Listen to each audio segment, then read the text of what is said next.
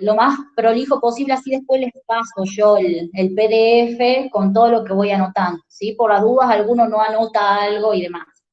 Así que ahora presento pantalla.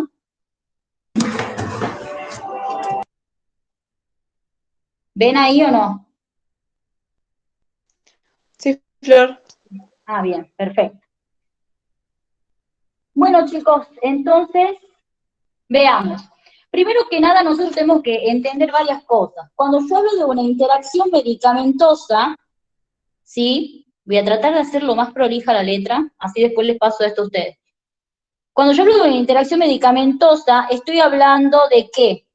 De que combiné o realicé una combinación de dos fármacos, ¿bien? Es la combinación de dos o más fármacos que puede producirme modificaciones en el efecto de alguno de ellos, ¿bien? Entonces, si nosotros lo queremos definir, decimos que la interacción medicamentosa es ¿qué cosa? La combinación, ¿sí? La combinación de dos o más fármacos, ¿bien? O sea, yo agarro un paciente y le empleo dos o más fármacos. Ojo acá con la polifarmacia, ya vamos a hablar de eso un poquitito después, pero da la casualidad de que uno de estos fármacos modifica al otro. Y esto puede ser beneficioso o puede ser malo. Pueden aparecer reacciones adversas o bien puede ser una combinación buena, un beneficio. Yo les hago una pregunta. ¿Se utilizan interacciones medicamentosas? ¿Ustedes creen que en los tratamientos de las enfermedades se suelen utilizar interacciones medicamentosas o como beneficio? ¿Qué opinan? Sí. Sí, Bien. Entonces, eso les pueden preguntar, ¿sí? O sea, no todas las interacciones medicamentosas son malas. Muchas veces yo busco que dos fármacos interaccionen para obtener un buen efecto. Por ejemplo, en el tratamiento del asma, bien, sobre todo en la terapia de mantenimiento, se suelen asociar corticoides inhalados con agonistas beta 2.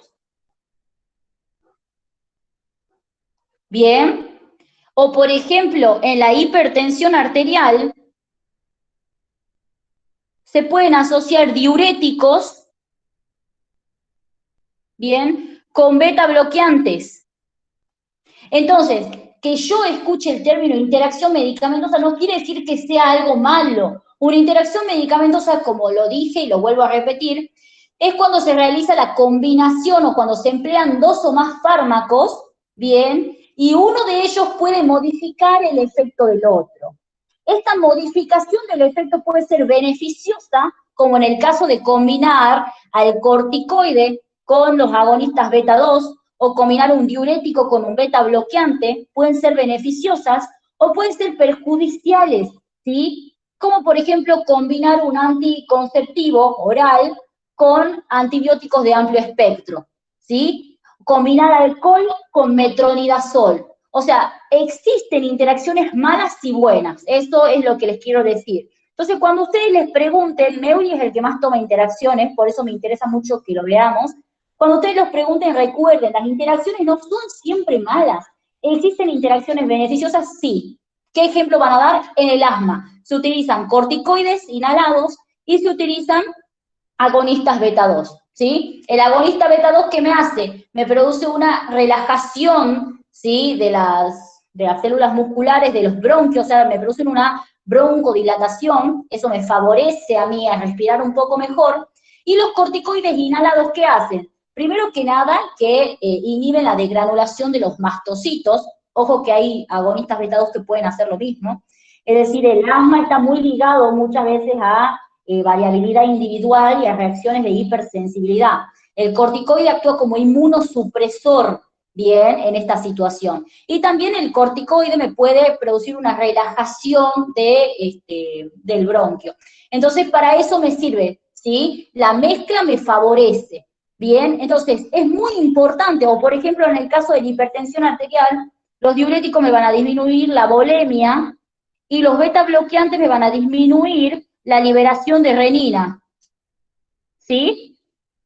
Entonces, miren cómo pues yo puedo aprovechar esta combinación, ¿para qué? Para tratar patologías. Pero como bien les dije, también está la contrapartida, lo malo. Ojo con combinar algunos fármacos con otros porque pueden aparecer reacciones adversas, ¿sí? Entonces, eso es una interacción medicamentosa, cuando empleo 2 o más fármacos y uno de ellos modifica al otro, ¿bien? Y esta modificación puede resultar en una reacción adversa o en un efecto beneficioso, ¿sí? Bien, ahora, ¿qué interacciones farmacológicas tenemos? Tenemos farmacéuticas,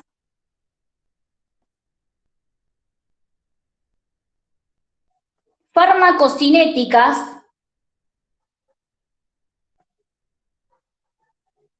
y farmacodinámicas. Yo les pongo así, ustedes ya saben, ¿no? Dinámicas. Y obviamente por separado vamos a poner las interacciones con alimentos, ¿bien? Fármaco más alimento. Todas estas me pueden dar cosas buenas, me pueden dar cosas malas, como ya lo venimos diciendo.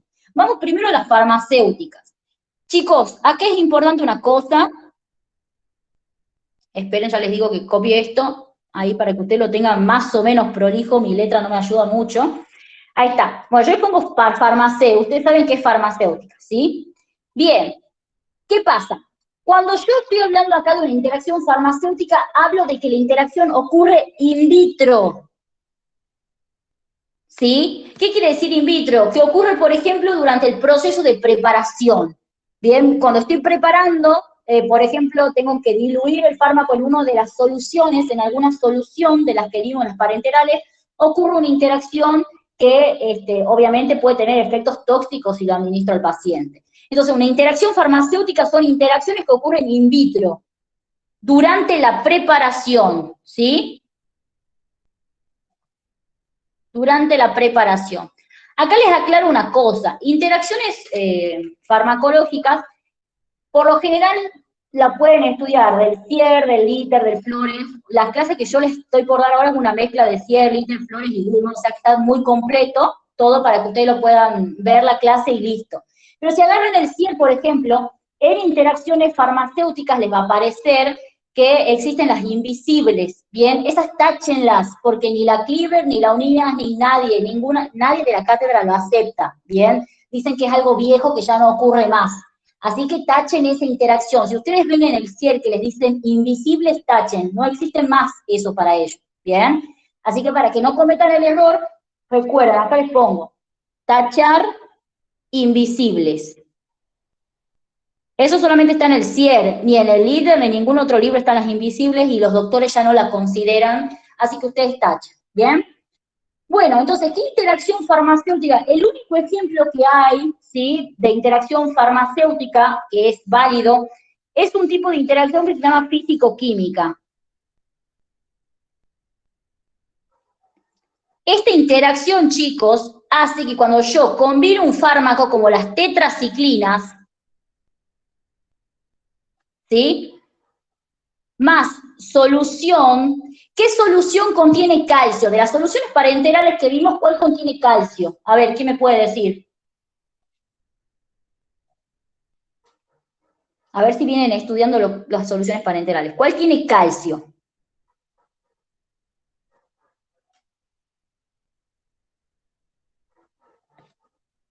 La de Ringer. Bien, la de Ringer, muy bien. Entonces, acá yo tengo que saber una cosa, que las tetraciclinas forman quelato, ¿sí? Forman quelato con muchas sustancias, con muchos metales, ¿bien? Con el aluminio, etcétera. Entonces, forma quelato con el calcio también. Entonces, yo les hago una pregunta, ¿ustedes combinarían, ustedes diluirían a la tetraciclina en una solución de Ringer? ¿Qué opinan? No. No, ¿sí? Entonces, la tetraciclina más la solución de Ringer, no. ¿Por qué? Porque las tetraciclinas forman quelatos. ¿Con quién? Con el calcio. Bien, forma quelatos con el calcio. Y la solución de Ringer es triclorurada. Bien, tiene cloruro de calcio, cloruro de potasio, etcétera. Todo lo que nosotros ya vimos. pero sabemos que tiene calcio en su composición. Entonces, ninguna solución que tenga ni calcio ni aluminio, yo la voy a mezclar con tetraciclina. Bien, voy a elegir cualquier otra. Entonces, miren qué importante es conocer estas cosas. Si yo sé que la tetraciclina actúa como quelante, yo no la voy a combinar con calcio. Bien, no la voy a diluir a la tetraciclina en una solución de Ringer o de Ringer lactato, porque sé que se va a formar un quelato. ¿Y qué va a pasar? A ver si se acuerdan. ¿Qué va a pasar si se forma un quelato? ¿Qué es un quelato? ¿Qué es un quelato? ¿Qué era?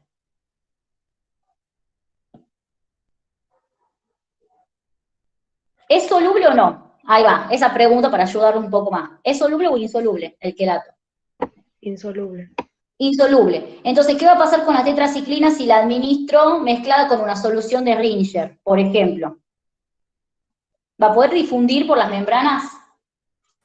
No, por lo tanto no tendría efecto. Exacto, no puede difundir. Perfecto. ¿Por qué forma? Se forma un quelato. Bien. Entonces, chicos, la interacción física, química o farmacéutica que van a decir es esta, ¿sí? No digan las invisibles, por favor, anoten eso. Entonces, eso es una interacción farmacéutica, perdón. Sí. ¿No? Meuri, en la fase teórica, habló de incompatibilidades farmacéuticas y habló del Valium, que es un tranquilizante, y dijo que a veces se lo diluye con solución fisiológica, y que eso está mal porque pierde gran parte de su función y que precipita, que se lo debe diluir con la sangre del paciente. Exacto.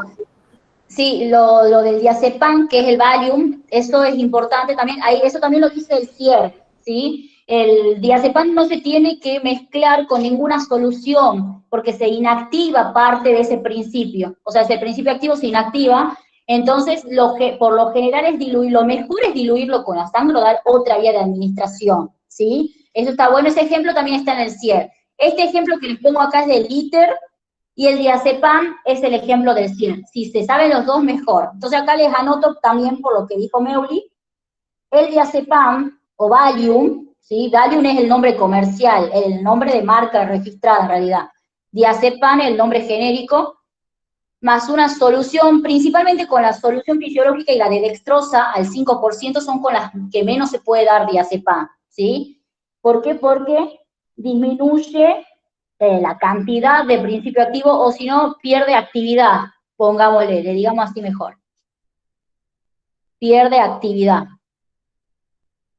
Ah, y eso está bueno, ahí lo que dijo otra compañera, que las interacciones farmacéuticas también se llaman incompatibilidades, ¿bien? Está muy buena esa palabra porque les pueden preguntar, en vez de decirle que les den un ejemplo de una interacción farmacéutica, les pueden decir, denme un ejemplo de una incompatibilidad, ¿bien? Entonces ahí dan el diazepam o dan el de las tetraciclinas, cualquiera de los dos está bien, ¿bien? Bueno, entonces, esto en cuanto a los farmacéuticos. Recuerden que es lo que ocurre in vitro durante la preparación y obviamente puede tener consecuencias en el organismo del paciente. Ahora sí vienen las que son un poco más largas, que son las farmacocinéticas, ¿bien? Esto es súper importante. ¿Por qué? Porque interacciones farmacocinéticas puede haber a nivel de todos los pasos de la farmacocinesis. Vamos primero con la absorción, ¿sí? Durante el proceso de absorción, ustedes saben que hay muchos factores que intervienen en la absorción, el pH, la liposolubilidad, la motilidad gástrica, todos estos compuestos, todos estos procesos intervienen en la absorción. Entonces, para que exista alguna interacción medicamentosa durante la absorción, se tienen que producir alteraciones en la motilidad, se tienen que producir también, por ejemplo, con los alimentos, que lo vamos a ver más abajo, y también modificaciones, por ejemplo, o formaciones de complejos insolubles. Bien, entonces, lo más común es la alteración en la motilidad. Cuando yo hablo de alteración en la motilidad me estoy refiriendo a qué pasa con el vaciamiento gástrico, que ustedes algo ya lo vimos, en realidad lo vimos, en farmacocinesis en absorción. Entonces los fármacos pueden alterar, un fármaco puede alterar la motilidad del tubo digestivo y por ende alterar la absorción de otros, ¿sí? Por ejemplo, Acá les voy a dar un ejemplo de la motilidad, que es el sulfato de magnesio. Sulfato de magnesio. El sulfato de magnesio es un purgante. ¿Alguien sabe qué significa que sea un purgante? ¿Escucharon la palabra alguna vez? Aumentaría la motilidad. Perfecto. Los purgantes son los fármacos que aumentan la motilidad. ¿Para qué? Por lo general para las personas que tienen constipación, ¿sí? Entonces, el sulfato de magnesio me aumenta la motilidad. Y al aumentarme la motilidad, me va a reducir la absorción de algunos fármacos, como por ejemplo, acá yo les voy a poner así, para que quede más prolijo. El sulfato de magnesio más la isoniazida. El sulfato de magnesio, acá les pongo abajo, es un purgante, y la isoniazida es un antituberculoso, anti-TBC les voy a poner, ¿sí? Ahora, ¿qué hace el sulfato de magnesio? Aumenta la motilidad del tubo digestivo, razón por la cual me va a producir una ¿qué? Una disminución de la absorción de la isoniazida. Bien, me disminuye la absorción de la isoniazida. Entonces, primera interacción medicamentosa, sulfato de magnesio e isoniazida. El sulfato de magnesio es un purgante que me aumenta la motilidad. ¿Y por qué me va a disminuir la absorción? Y bueno, porque la isoniazida necesita estar un tiempo óptimo de contacto en el tubo digestivo. Si yo aumento esta motilidad, obviamente estoy como diciendo, chao, te vas ya, o sea, lo estoy sacando el fármaco a la fuerza, y la isoniazida no está en contacto el tiempo suficiente. Recuerden que para que exista la absorción, para que sea completa y regular, nosotros tenemos que tener siempre que el fármaco esté un tiempo óptimo de contacto con la mucosa. Si este tiempo óptimo se puede ver alterado por situaciones patológicas como diarrea o vómitos, bien, donde el fármaco es expulsado antes de llegar a absorberse, o bien por otros fármacos, ¿sí? Que me aumenten la motilidad o que me la disminuyan. En este caso, la isoniazida necesita este tiempo, ¿bien? Pero el sulfato de magnesio, al aumentarme la motilidad, aumenta la excreción, o sea, hace que la isoniazida no esté en un tiempo óptimo de contacto y se expulse antes de que termine de absorberse, ¿sí? Eso hace el sulfato de magnesio. Entonces acá tenemos una situación en donde la motilidad es aumentada. Pero también tenemos otra situación, que es cuando la motilidad es disminuida. En este caso vamos a tener, por ejemplo, les recuerdo un par de cositas, en el tubo digestivo, ¿qué receptores muscarínicos tenemos? Los M3, ¿bien? ¿Alguien sabe qué hace el parasimpático en el tubo digestivo? Estimula la motilidad. Lo estimula. Estimula la motilidad. Perfecto. Entonces estimula la motilidad. ¿Qué va a pasar si yo bloqueo el receptor muscarínico? ¿Qué va a pasar con la motilidad? Está disminuida. Va a disminuir. Perfecto. Entonces, los fármacos llamados anticolinérgicos, o sea, que hacen todo lo contrario a la acetilcolina. Yo sé que la acetilcolina me aumenta la motilidad, ¿bien? Entonces los anticolinérgicos, ¿qué van a hacer? Todo lo contrario a la acetilcolina. Los fármacos anticolinérgicos, como por ejemplo la atropina, ¿bien? El metilbromuro de escopolamina, ¿sí? Todos estos dos fármacos que les pongo, primero, ¿saben qué fármaco es el metilbromuro de escopolamina? Es la buscapina. ¿Para qué le dan, o sea, normalmente para qué se da la buscapina? ¿Alguien sabe? Para disminuir la motilidad intestinal. Claro, pero ¿para qué? ¿Para qué síntoma se da la buscapina? Los dolores tipo cólico. Perfecto, para los dolores tipo cólico, ¿bien? Entonces yo sé que la buscapina me bloquea los receptores muscarínicos, es un anticolinérgico, y por eso el dolor tipo cólico yo sé que se produce, ¿por qué? Por un aumento de la motilidad de una víscera hueca, ¿bien? Esa es la definición.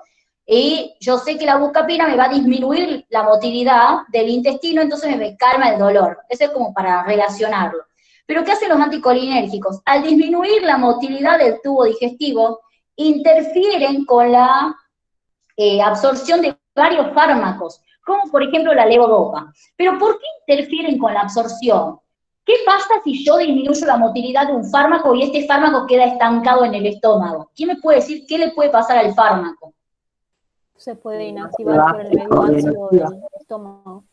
Excelente, se puede inactivar por el pH ácido del estómago. Entonces, cuando yo combino un antimuscarínico, un anticolinérgico con levodopa, ¿sí? La atropina, al disminuir la motilidad, hace que la levodopa quede expuesta más tiempo a los ácidos, ¿bien? Entonces la levodopa se inactiva, o quizás no se inactive, pero disminuya su biodisponibilidad, ¿bien? O disminuye el efecto de la levodopa, ¿bien? Son diferentes formas de decirlo. Entonces, miren cómo la motilidad es sumamente importante. No puedo combinar un anticolinérgico con levodopa porque sé que se va a quedar la levodopa y la levodopa encima es sensible, ¿bien? Entonces se puede inactivar por el pH gástrico. Y tampoco puedo combinar isoniazida, un antituberculoso. Ya saben que la levodopa es un antiparkinsoniano, ¿no? Lo vimos de ejemplo en Profármaco. Tampoco puedo combinar la isoniazida con el sulfato de magnesio porque yo sé que el sulfato de magnesio me la va a eliminar por heces a la isoniazida antes de que ésta termine de absorberse, ¿bien? Entonces esas son interacciones a nivel de la motilidad. Pero como dijimos, también a nivel de la absorción tenemos nosotros, acá les vuelvo a poner absorción, espero que me entiendan, después les quiero pasar esto para que lo tengan. Bueno, tenemos también que se pueden formar complejos insolubles, ¿bien? Complejos insolubles, es decir, que se produce una reacción química, una alteración a nivel del estómago, por ejemplo, que hace que el fármaco se vuelva insoluble y obviamente, si no se absorbe, no va a haber jamás efecto, ¿bien? ¿Saben con quién pasa esto, chicos? Con las tetraciclinas. Yo, si doy tetraciclina, no puedo dar con hidróxido de aluminio. ¿Por qué no puedo dar con hidróxido de aluminio? ¿Qué les dije recién? Perfecto. ¿Y podría dar tetraciclinas con carbonato de calcio o no?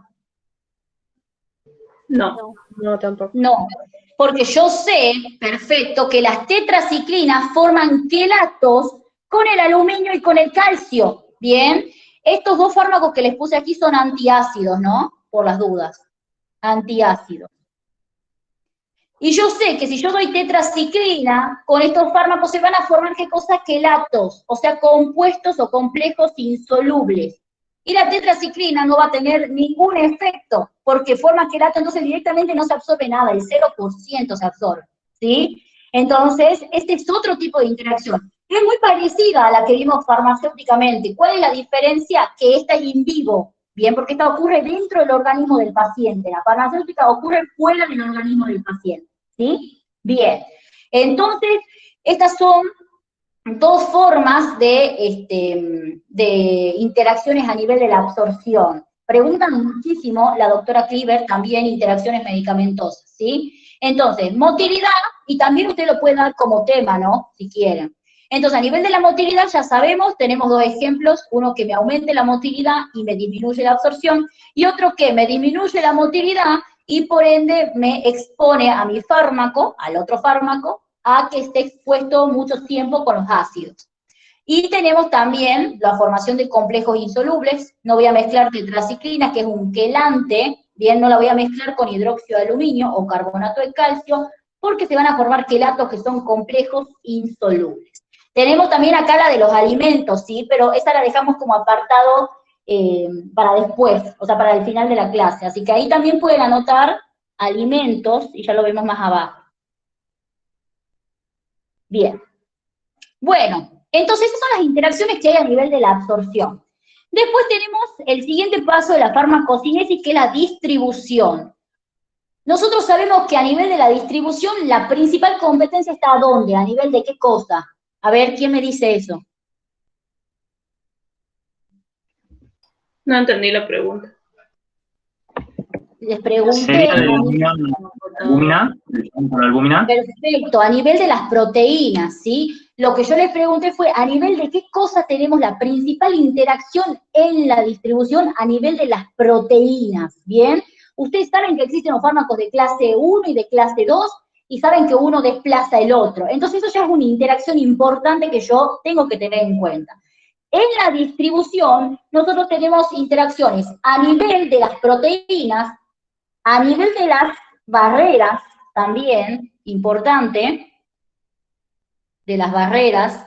Acá en realidad, más que de las barreras, es de los transportadores. Transportadores.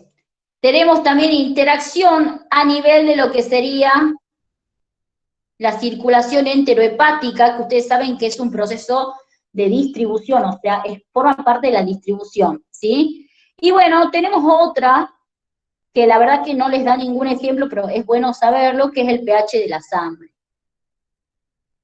¿Sí? Bueno, a nivel de las proteínas, nosotros ya sabemos, más o menos lo vimos, ¿sí? Que teníamos fármacos de clase 2 y de clase 1. ¿Quién me puede decir cuál desplazaba a cuál? Clase 2 a clase 1. Bien, el de clase 2 desplazaba al de clase 1, pero si no se quieren meter en clase 1 y clase 2, pueden decir simplemente, a nivel de las proteínas, por ejemplo, la warfarina, ¿sí? Bien, la warfarina, que es un anticoagulante, con aspirina. La aspirina es un AINE, ¿sí? ¿El AINE de qué clase era? 2 o 1. Bien, ¿y la warfarina? ¿Anticoagulante? 1. Bien, perfecto. Entonces, la aspirina desplaza a la warfarina. Yo tengo aquí mi proteína, aquí vamos a hacer en violeta a la warfarina, y vamos a hacer a la par en blanquito, acá, no, mejor lo hagamos en negrito si no se confundan, y acá vamos a tener a mi aspirina, ¿sí? La aspirina entonces dijimos que desplaza la warfarina. ¿Y qué va a pasar acá? ¿Quién me dice? Si se desplaza. ¿Qué aumenta? La fracción libre. La fracción La libre. warfarina. Bien, aumenta la fracción libre. Y si aumenta la fracción libre, ¿qué puede pasar? Intoxicación. Intoxicación. Bien, puedo tener efectos tóxicos de mi anticoagulante, ¿sí? Entonces, esto es importante, es un ejemplo importante. La warfarina, entonces, yo sé que al interaccionar con la aspirina, al ser un AINE, al ser un fármaco de clase 2, al tener mayor ventana terapéutica que la warfarina, lo va a desplazar, la desplaza a la warfarina. Ojo, no es que los de clase 1 tengan más afinidad que los de clase 2, de esto les voy a decir hasta el final. No, tiene afinidad variable el de clase 2, ¿sí? Ojo con eso. Eso les digo para que no cometan esos errores en clase o en el final. Pero al ser de clase 2 la aspirina, la va a desplazar a la warfarina, va a aumentar la fracción libre de la warfarina y obviamente voy a tener efectos tóxicos. ¿Cuál sería su conducta terapéutica acá? Si sí o sí tengo que dar los dos. A ver, ¿cuál va a ser la dosis de la solución? warfarina. Bien, la dosis de warfarina. ¿Para qué? Para tratar de reducir esta fracción libre que estaba aumentada. Bien, disminuyo la dosis de warfarina. Perfecto. O también, ¿qué otros fármacos eran de clase 1, además de los anticoagulantes orales?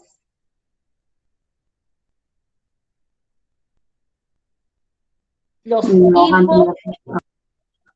hipoglucemiantes, ¿sí? Los hipoglucemiantes orales eran fármacos también de clase 1 y que tampoco los puedo mezclar con un AINE. ¿Por qué? Justamente por esto que acabamos de decir. Pasa lo mismo que acá, ¿sí? El AINE me desplaza al hipoglucemiante oral y el hipoglucemiante, ¿qué va a pasar? Va a aumentar su fracción libre, todo lo mismo que arriba, ¿sí? Acá el paciente se puede morir literalmente de un coma hipoglucémico, porque si aumenta la fracción libre del hipoglucemiante, está aumentando la actividad del fármaco. Recuerden que la fracción libre es la forma activa, ¿bien? Entonces, ojo con esta interacción. Ese es otro ejemplo para que lo tengamos en cuenta, ¿sí? Acá les quiero aclarar una cosa, ojo. No siempre es importante, o sea, es como la más común dentro de las interacciones en la distribución, pero no siempre la competencia por las proteínas es importante. ¿Qué quiero decir con esto? Que no siempre se va a producir una competencia que pueda matar o pueda producir efectos tóxicos importantes en el paciente. ¿De qué depende? De la cantidad de fármaco que se une a proteínas, ¿sí? No es lo mismo que yo tenga un fármaco, yo les voy borrando esto de acá, acá vamos a poner, depende del porcentaje de unión a proteínas. No es lo mismo tener un fármaco que se une en un 20% a proteínas que tener un fármaco que se une en un 90%, ¿sí? A ver, yo les hago una pregunta. ¿Cuál creen que me va a dar efectos más tóxicos importantes? ¿Si yo desplazo a este o si desplazo al de abajo? ¿Qué me dice? Al de 90. Perfecto. Es más importante, si yo les digo que un fármaco que tiene un 90% de unión a proteínas es desplazado, quiere decir que ese 90% que está uniendo a proteínas ahora está, ¿cómo? En fracción libre, o sea, está libre, suelto, ¿bien? Ahora entró en muchísima más actividad. En cambio, si yo les digo que lo único que desplace fue un 20%, quizás no se modifique mucho, no aparezcan efectos tóxicos, que se hace un efecto más intenso, pero sin llegar a tener un efecto tóxico. Entonces, siempre depende del porcentaje de unión a proteínas. Si yo sé que mi fármaco se une en un 90% a proteínas, tengo que saber que si lo llevo a desplazar, ese 90% que estaba unido a proteína va a estar libre ahora. Y eso sí me puede generar un efecto tóxico importante, ¿sí? Entonces, ojo, acá les voy a hacer una carita, así, y acá una tilde para que ustedes sepan que es peor cuanto más unido a las proteínas está. ¿Bien? Perfecto. Entonces, esto en cuanto a la unión a proteínas. Pero acá les traigo otro ejemplo, ¿sí? Que me va a responder a la pregunta, sobre todo para los chicos de la San Pablo, la doctora Mías vive preguntando casi, ¿por qué no puedo dar, ¿sí? Acá les pongo, ¿por qué no doy sulfas en el recién nacido? Esto tiene una explicación. ¿Qué pasa? Las sulfas, bien, necesitan sí o sí de una enzima que el hígado de un recién nacido no la produce. No solamente eso, sino que además las sulfas necesitan conjugarse con ácido glucurónico, ¿bien? Entonces, como ustedes saben, el hígado de un recién nacido es inmaduro, entonces no tiene esta capacidad de conjugar. Entonces, como la sulfa no se conjuga, acá les pongo, la sulfa no se conjuga, porque claramente el recién nacido no tiene bien desarrollada la capacidad de conjugación, la sulfa no se conjuga, ¿y qué hace? Va y se une a las proteínas, se une a la albúmina. ¿Quién viaja en albúmina? La bilirrubina, ¿sí? Esa negrita que está ahí es la bilirrubina. Viene la sulfa y me la desplaza. Entonces aumenta la bilirrubina libre, bien, y me produce un síndrome que se llama Kernicterus. Esto ya lo vimos nosotros, ¿sí? Esto lo vimos, pero se los vuelvo a recordar. Entonces, en un recién nacido también la sulfa no va a competir con un fármaco, sino que compite con una sustancia endógena, compite con la bilirrubina. Entonces, tienen que tener en cuenta esto, que a nivel de las proteínas, no solamente se va a competir con fármacos, sino que también se compite con sustancias endógenas. Por ejemplo, la sulfa con la bilirrubina. Y esto se nota mucho en quién, en los recién nacidos, ¿bien? Me puede producir Kernicterus, que va a causar trastornos extrapiramidales, neurológicos, etcétera. ¿Bien? Entonces no se olviden de esa preguntita que está ahí. Bueno, ya dijimos la competencia a nivel de las proteínas, pero también en la distribución habíamos dicho que la competencia puede ser por medio de la circulación enterohepática, ¿sí? Acá nosotros tenemos que recordar un poquito que la circulación enterohepática se producía ¿por qué? Cuando el fármaco se conjugaba con ácido glucurónico, acá les pongo fármaco, acá ácido glucurónico, voy a agrandar esto, y esto se excretaba por bilis, bien, este complejo.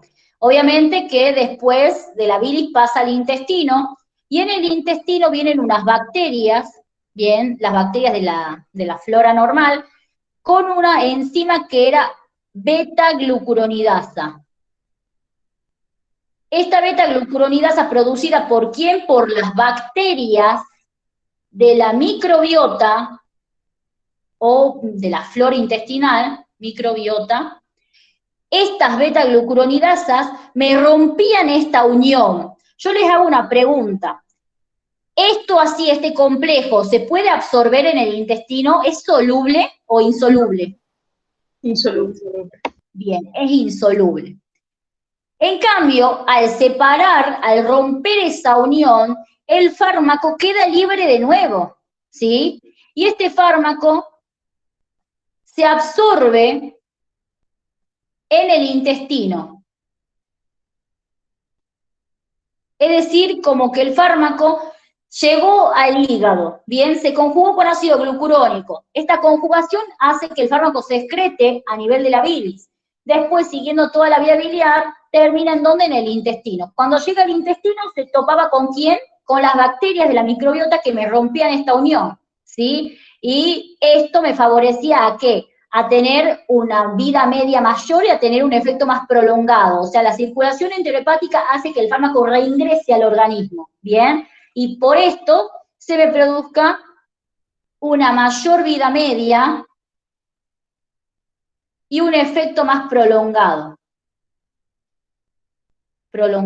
¿Sí? Bien, entonces, esto era importante justamente por esto. De hecho, los anticonceptivos orales, el efecto de los anticonceptivos va de la mano con la circulación enterohepática. Cualquier cosa que me dañe la flora normal va a estar interfiriendo con la absorción que ocurre o la circulación enterohepática de los anticonceptivos. Entonces, ojo con tomar anticonceptivos, ¿sí? Acá les pongo anticonceptivos orales con antibióticos. ¿Pero qué antibióticos? Antibióticos de amplio espectro. Cuando yo les digo antibiótico de amplio espectro, quiere decir que cubre todos los espectros bacterianos, gram positivo, gram negativo, aerobios, anaerobios, cepas patógenas, cepas no patógenas, y dentro de esas están obviamente las bacterias de la microbiota, ¿sí? Porque nosotros sabemos que en nuestra microbiota tenemos diferentes tipos de bacterias. Entonces, los antibióticos de amplio espectro tienen como reacción adversa inhibir a la flora normal. De hecho, los antibióticos en sí no se pueden dar por mucho tiempo. ¿Por qué? Porque me dañan la flora normal. ¿Bien? Entonces, en este caso, ¿qué va a pasar? El antibiótico de amplio espectro, como por ejemplo la ampicilina, o bien la amoxicilina más ácido clavulónico. Bien, estos son antibióticos de amplio espectro. ¿Qué va a pasar? Estos antibióticos van a ir y van a inhibir a la microbiota. Inhibir la microbiota. ¿Y qué va a pasar con la enzima? ¿Quién me dice? Va a estar ¿cómo? La beta. Bien. Va a estar disminuida entonces la beta-glucuronidasa. ¿Por qué? Porque las bacterias me producen esta enzima. ¿Sí? Va a estar inhibida la beta-glucuronidasa. ¿Y qué va a pasar con esto? ¿Se va a poder partir al medio? ¿Se va a poder separar el fármaco del ácido glucurónico? ¿Qué opinan? No, entonces no se absorbería. Perfecto, muy bien. No se puede separar esta unión, ¿sí? No se puede separar, o se separa obviamente, pero una mínima parte porque no hay mucha enzima, hay poquita. Entonces, el efecto anticonceptivo se corta. Cuando me llega una paciente con infección urinaria que está tomando anticonceptivos, lo ideal es decirle que no deje el anticonceptivo, pero que utilice un método de barrera, ¿bien? O, por ejemplo, un preservativo, ¿sí? O sea, que tenga otro método, ¿para qué? Para evitar posibles embarazos no deseados por esta combinación. Entonces, si uno toma anticonceptivos orales, siempre, si va a tomar un antibiótico de amplio espectro, hay que utilizar otro método anticonceptivo para evitar situaciones que no queremos, ¿sí? Entonces, esto es sumamente importante tenerlo en cuenta. Y es una interacción muy frecuente porque se van a sorprender, pero es mucha la cantidad de personas que toman anticonceptivos orales con antibióticos porque desconocen este suceso, ¿bien? Perfecto, entonces ya sabemos que los antibióticos de amplio espectro me cortan el efecto anticonceptivo. Esa es una interacción a nivel de la circulación enterohepática. Y tenemos otro tipo de interacción dentro de la distribución. ¿Qué hay en las barreras? A ver, ¿qué hay en la barrera hematoencefálica que me impida la entrada de los fármacos? ¿Quién me puede decir? Glucoproteína P. Perfecto, glucoproteína P. Esa es una, pero es justo la que necesitaba que digan. La glucoproteína P. Ustedes saben que la glucoproteína P está en la barrera hematoencefálica, en la placentaria, en la testicular, está en muchos lugares, está en el riñón, en los hepatocitos, etc. Pero en la barrera hematoencefálica, la glucoproteína P es la responsable de que muchos fármacos no puedan acceder al sistema nervioso central, como por ejemplo los antineoplásicos. Muchos antineoplásicos no acceden porque esta glucoproteína P los expulsa al exterior, ¿sí? Bueno, ¿qué es lo que sucede? Hay fármacos que me pueden inhibir la glucoproteína P, ¿sí? Entonces, fármacos que me inhiben a la glucoproteína P, como por ejemplo la loperamida. Este ejemplo nosotros ya lo vimos. La loperamida es un depresor de la glucoproteína P, es un inhibidor de la glucoproteína P, ¿sí? ¿Qué va a suceder? Acá, perdón, la quinidina. Es la quinidina. La quinidina es un depresor de la glucoproteína P. ¿Qué es lo que va a suceder?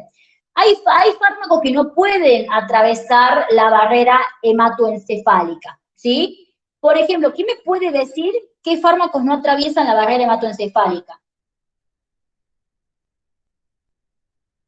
Un ejemplo. Antineoplásicos. Penicilina.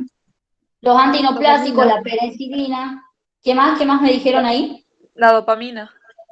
Perfecto, la dopamina. Muy bien. Entonces, estos fármacos no pueden acceder a menos que yo inhiba la barrera hematoencefálica, que la altere o que inhiba la glucoproteína P, ¿sí? La loperamida es un fármaco que no puede acceder al sistema nervioso central. Bien, la loperamida es un antidiarreico que no puede acceder al sistema nervioso central, ¿sí? Ahora, si yo doy loperamida con quinidina, la quinidina me inhibe a la glucoproteína P. Entonces, si yo sé que la loperamida no puede entrar al sistema nervioso central porque la glucoproteína P lo saca, si yo lo doy con quinidina, yo sé que la quinidina me bloquea o me deprime o me inhibe la glucoproteína P, entonces ahora la loperamida va a poder pasar tranquilamente, ¿sí? La loperamida es un antidiarreico, la quinidina es un antiarrítmico. Esto porque recuerden no dar ejemplos de fármacos que no saben qué son, ¿sí? Así que siempre vamos a mencionar qué son cada uno. Entonces, la quinidina facilita la entrada de la loperamida al sistema nervioso central, ¿sí? Recuerden, la loperamida no pasa la barrera, pero si yo tengo un fármaco que me deprima o que me inhiba la glucoproteína P, ¿qué va a suceder? La loperamida va a poder ingresar tranquilamente al sistema nervioso central.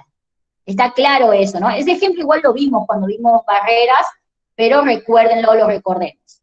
Bueno, esas son interacciones a nivel... Sí. ¿Y qué pasaba si entraba? Era Si un pasa, la negativo. loperamida puede producir una depresión del sistema nervioso central, o sea, puede ser que el paciente se duerma, por ejemplo, ¿sí? O sea, que esté como cansado. Bien, entonces sería como que aparecería esta reacción adversa, ¿sí? Gracias. Está claro, ¿no? Bien.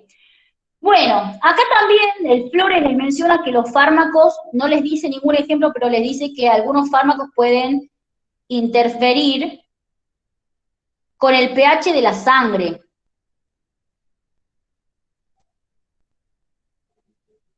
Y de esta forma muchas veces, al alterar el pH de la sangre, alteran la ionización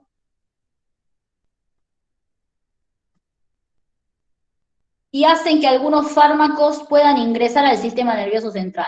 Eso se lo pongo como data extra por si les llegan a poner en un choice. Eso en un oral no creo, pero en un choice sí les pueden poner en un verdadero o falso que existen fármacos que al modificar el pH de la sangre permitan el pasaje de fármacos al sistema nervioso central. Y tiene sentido, ¿sí? Si es un fármaco ácido, para que pueda pasar al sistema nervioso central, la sangre, ¿cómo tendría que ser? A ver, ¿qué me dice?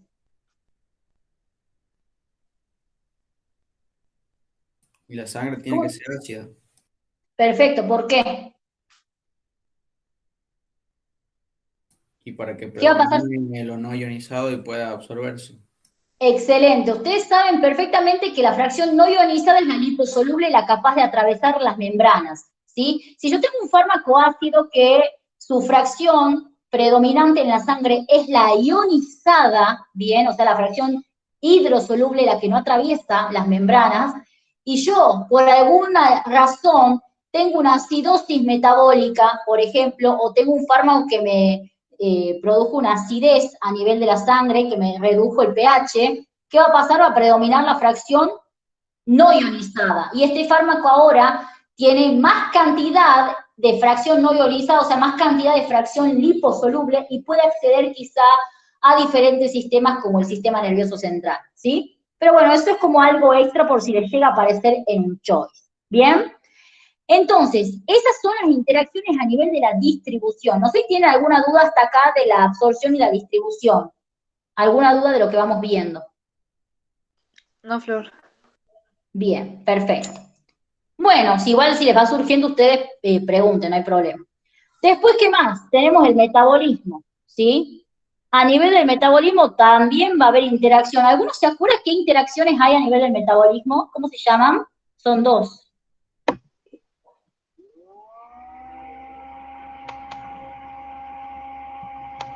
Inducción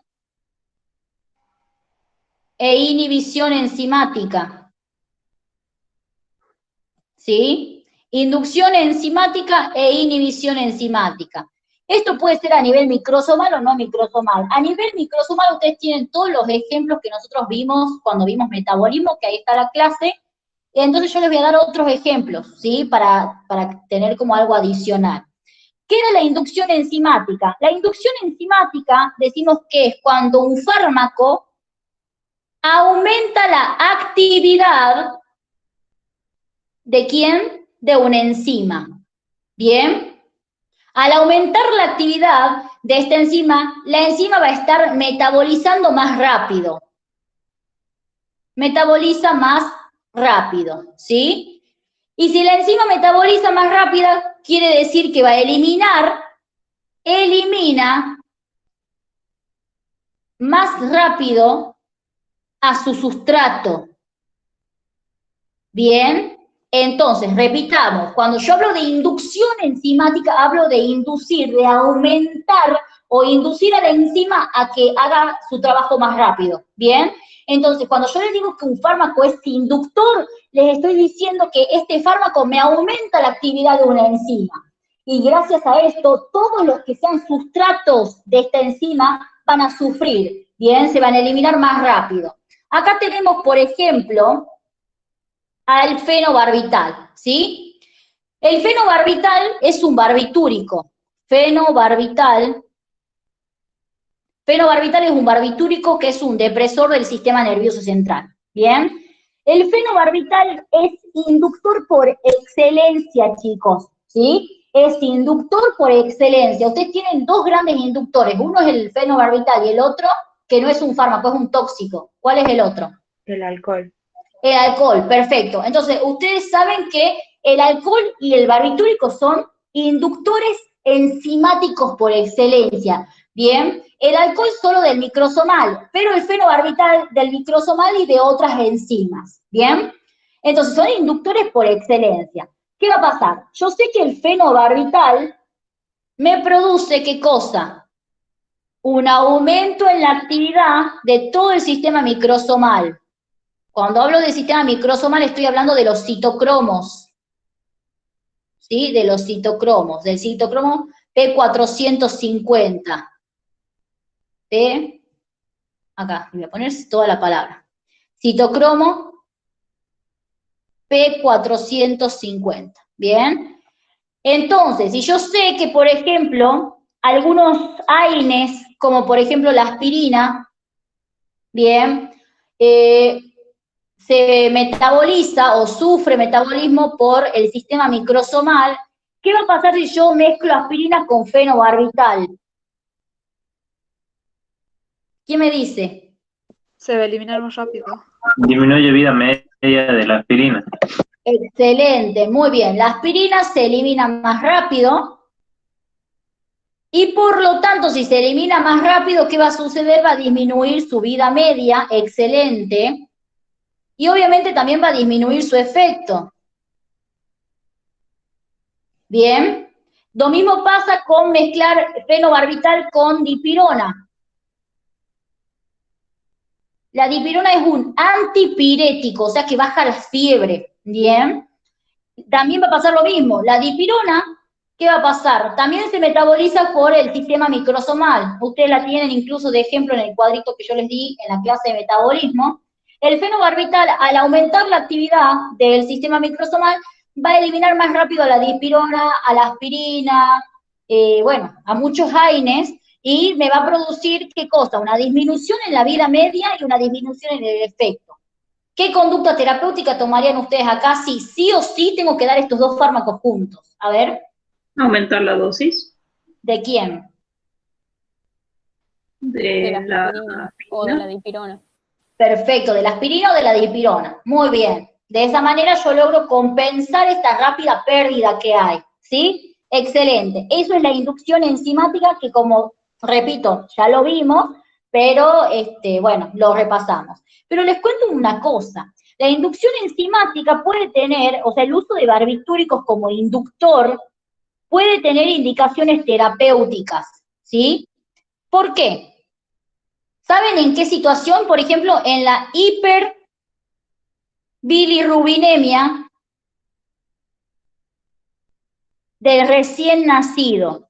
En la hiperbilirrubinemia del recién nacido, ¿qué es lo que sucede? Yo les dije a ustedes que el fenobarbital es inductor no solamente del sistema microsomal, sino que también es inductor de muchas otras enzimas. En el recién nacido, ¿qué habíamos dicho que pasaba con las sulfas, por ejemplo? ¿Qué pasaba con las sulfas en un recién nacido? Lo dijimos recién, a ver qué me cuenta. A la bilirrubina, por lo tanto tenemos más bilirrubina libre y me producía el kernicterus. Bien, ¿y por qué iba la sulfa a la albúmina? ¿Qué pasaba Porque antes? era de clase 2. ¿Cómo? Perdón. Porque es de no clase tenía el 2. sistema necesario para metabolizarse. Bien, ahí me dijeron, ¿cómo? La última persona que habló. No tenía el sistema necesario para metabolizarse porque no está bien La desarrollado. enzima necesaria. Perfecto, muy bien. Dijimos que el recién nacido no tiene la enzima que es la glucuronil transferasa, ¿sí? Acá les pongo. El recién nacido no tiene o tiene poca actividad, pongámosle así mejor porque es lo correcto, tiene poca actividad de la glucuronil transferasa. Bien, esta enzima es necesaria ¿para qué? Para que la sulfa, por ejemplo, se conjugue ¿con quién? ¿Con quién? Con ácido glucurónico, ¿bien? Es necesario para que la sulfa se conjugue con ácido glucurónico. Pero supongamos, o saquemos la sulfa, hagamos de cuenta que no le dimos ningún fármaco al recién nacido, pero les pongo esa posibilidad para que sepan que existe una solución. También la hiperbilirrubinemia no puede ser provocada, o sea, provocada es cuando yo le doy al pacientito, al recién nacido, un fármaco y por eso se le produce la hiperbilirrubinemia, sino que también puede ser por diferentes situaciones, ¿bien? O sea, de causas no farmacológicas, digamos. Puede ser que haya un exceso, sí. Ahí sería, por ejemplo, si mal no recuerdo, no sé si se llama así, capaz me confundo, la eritroblastosis fetal. Puede causar también, sí puede causar, bien, pero no sé si se causa una hiperbilirrubinemia rápidamente en el recién nacido. Yo creo que sí, pero no sé si en una intensidad tan importante y no sé si se soluciona con esta forma que voy a decir yo ahora, bien. Pero lo que sí tienen que saber ustedes es que cuando hay un exceso de bilirrubina por múltiples causas en el recién nacido, una de las cosas que puedo hacer es aumentar la actividad de la glucuronil transferasa. La bilirrubina, bien, para que se elimine por bilis, se tiene que conjugar ¿con quién? Con ácido glucurónico también. O sea, los fármacos cuando se conjugan con ácido glucurónico están haciendo lo mismo que la bilirrubina, básicamente, ¿sí? Y la bilirrubina viene y se conjuga con ácido glucurónico. Eso es lo que pasa fisiológicamente. Ahora, cuando yo tengo un exceso de bilirrubina en el organismo, tengo que acelerar esta unión con el ácido glucurónico, hacer que más bilirrubina se conjugue con ácido glucurónico, ¿bien? Y una de las formas que tengo de hacerlo es administrar barbitúricos, ya sea a la madre, bien, cuando todavía tiene, o sea, todavía está embarazada, o al recién nacido, bien, le doy barbitúricos, ¿para qué? Para aumentar la actividad de esta enzima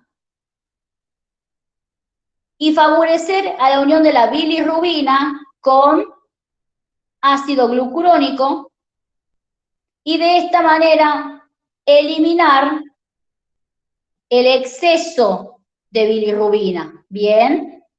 Entonces tiene un uso terapéutico, sí, esto les cuento como data, ¿no? Por las dudas, uno nunca sabe qué les pueden llegar a preguntar. Pero les cuento que el fenobarbital, el barbitúrico, tiene inducción que producen las enzimas, tiene un uso terapéutico, ¿sí? Una de las causas, como dijo tu compañero, puede ser la eritrobrastosis fetal también, pero solamente que no sé si sería esta la solución, ¿bien? Solamente que tienen que saber que sí se puede usar barbitúrico en esa situación. ¿Bien? Perfecto. Entonces ahí tenemos nosotros la inducción enzimática. Y después tenemos la inhibición. ¿Qué pasa en la inhibición? ¿Qué me puede decir? Es todo lo contrario a lo que acabamos de ver. ¿Qué pasa?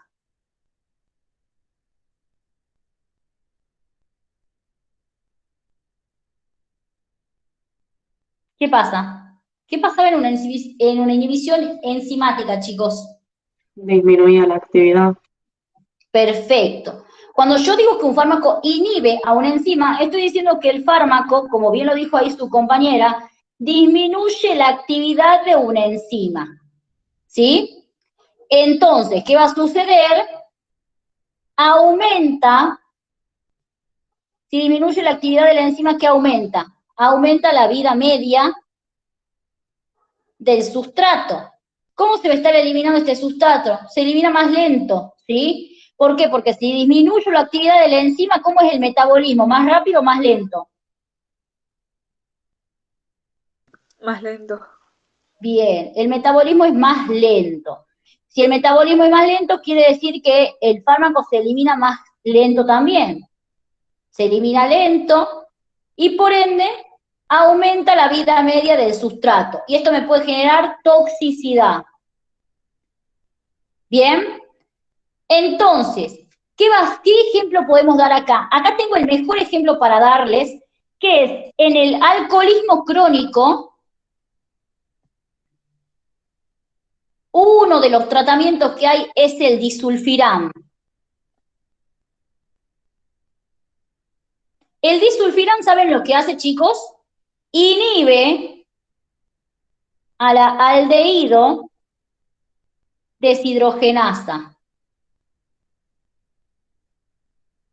¿Esto por qué es importante? Porque el alcohol, esto lo vamos a ver mucho mejor en la clase de alcohol, pero el alcohol se metaboliza por dos enzimas. Una de ellas...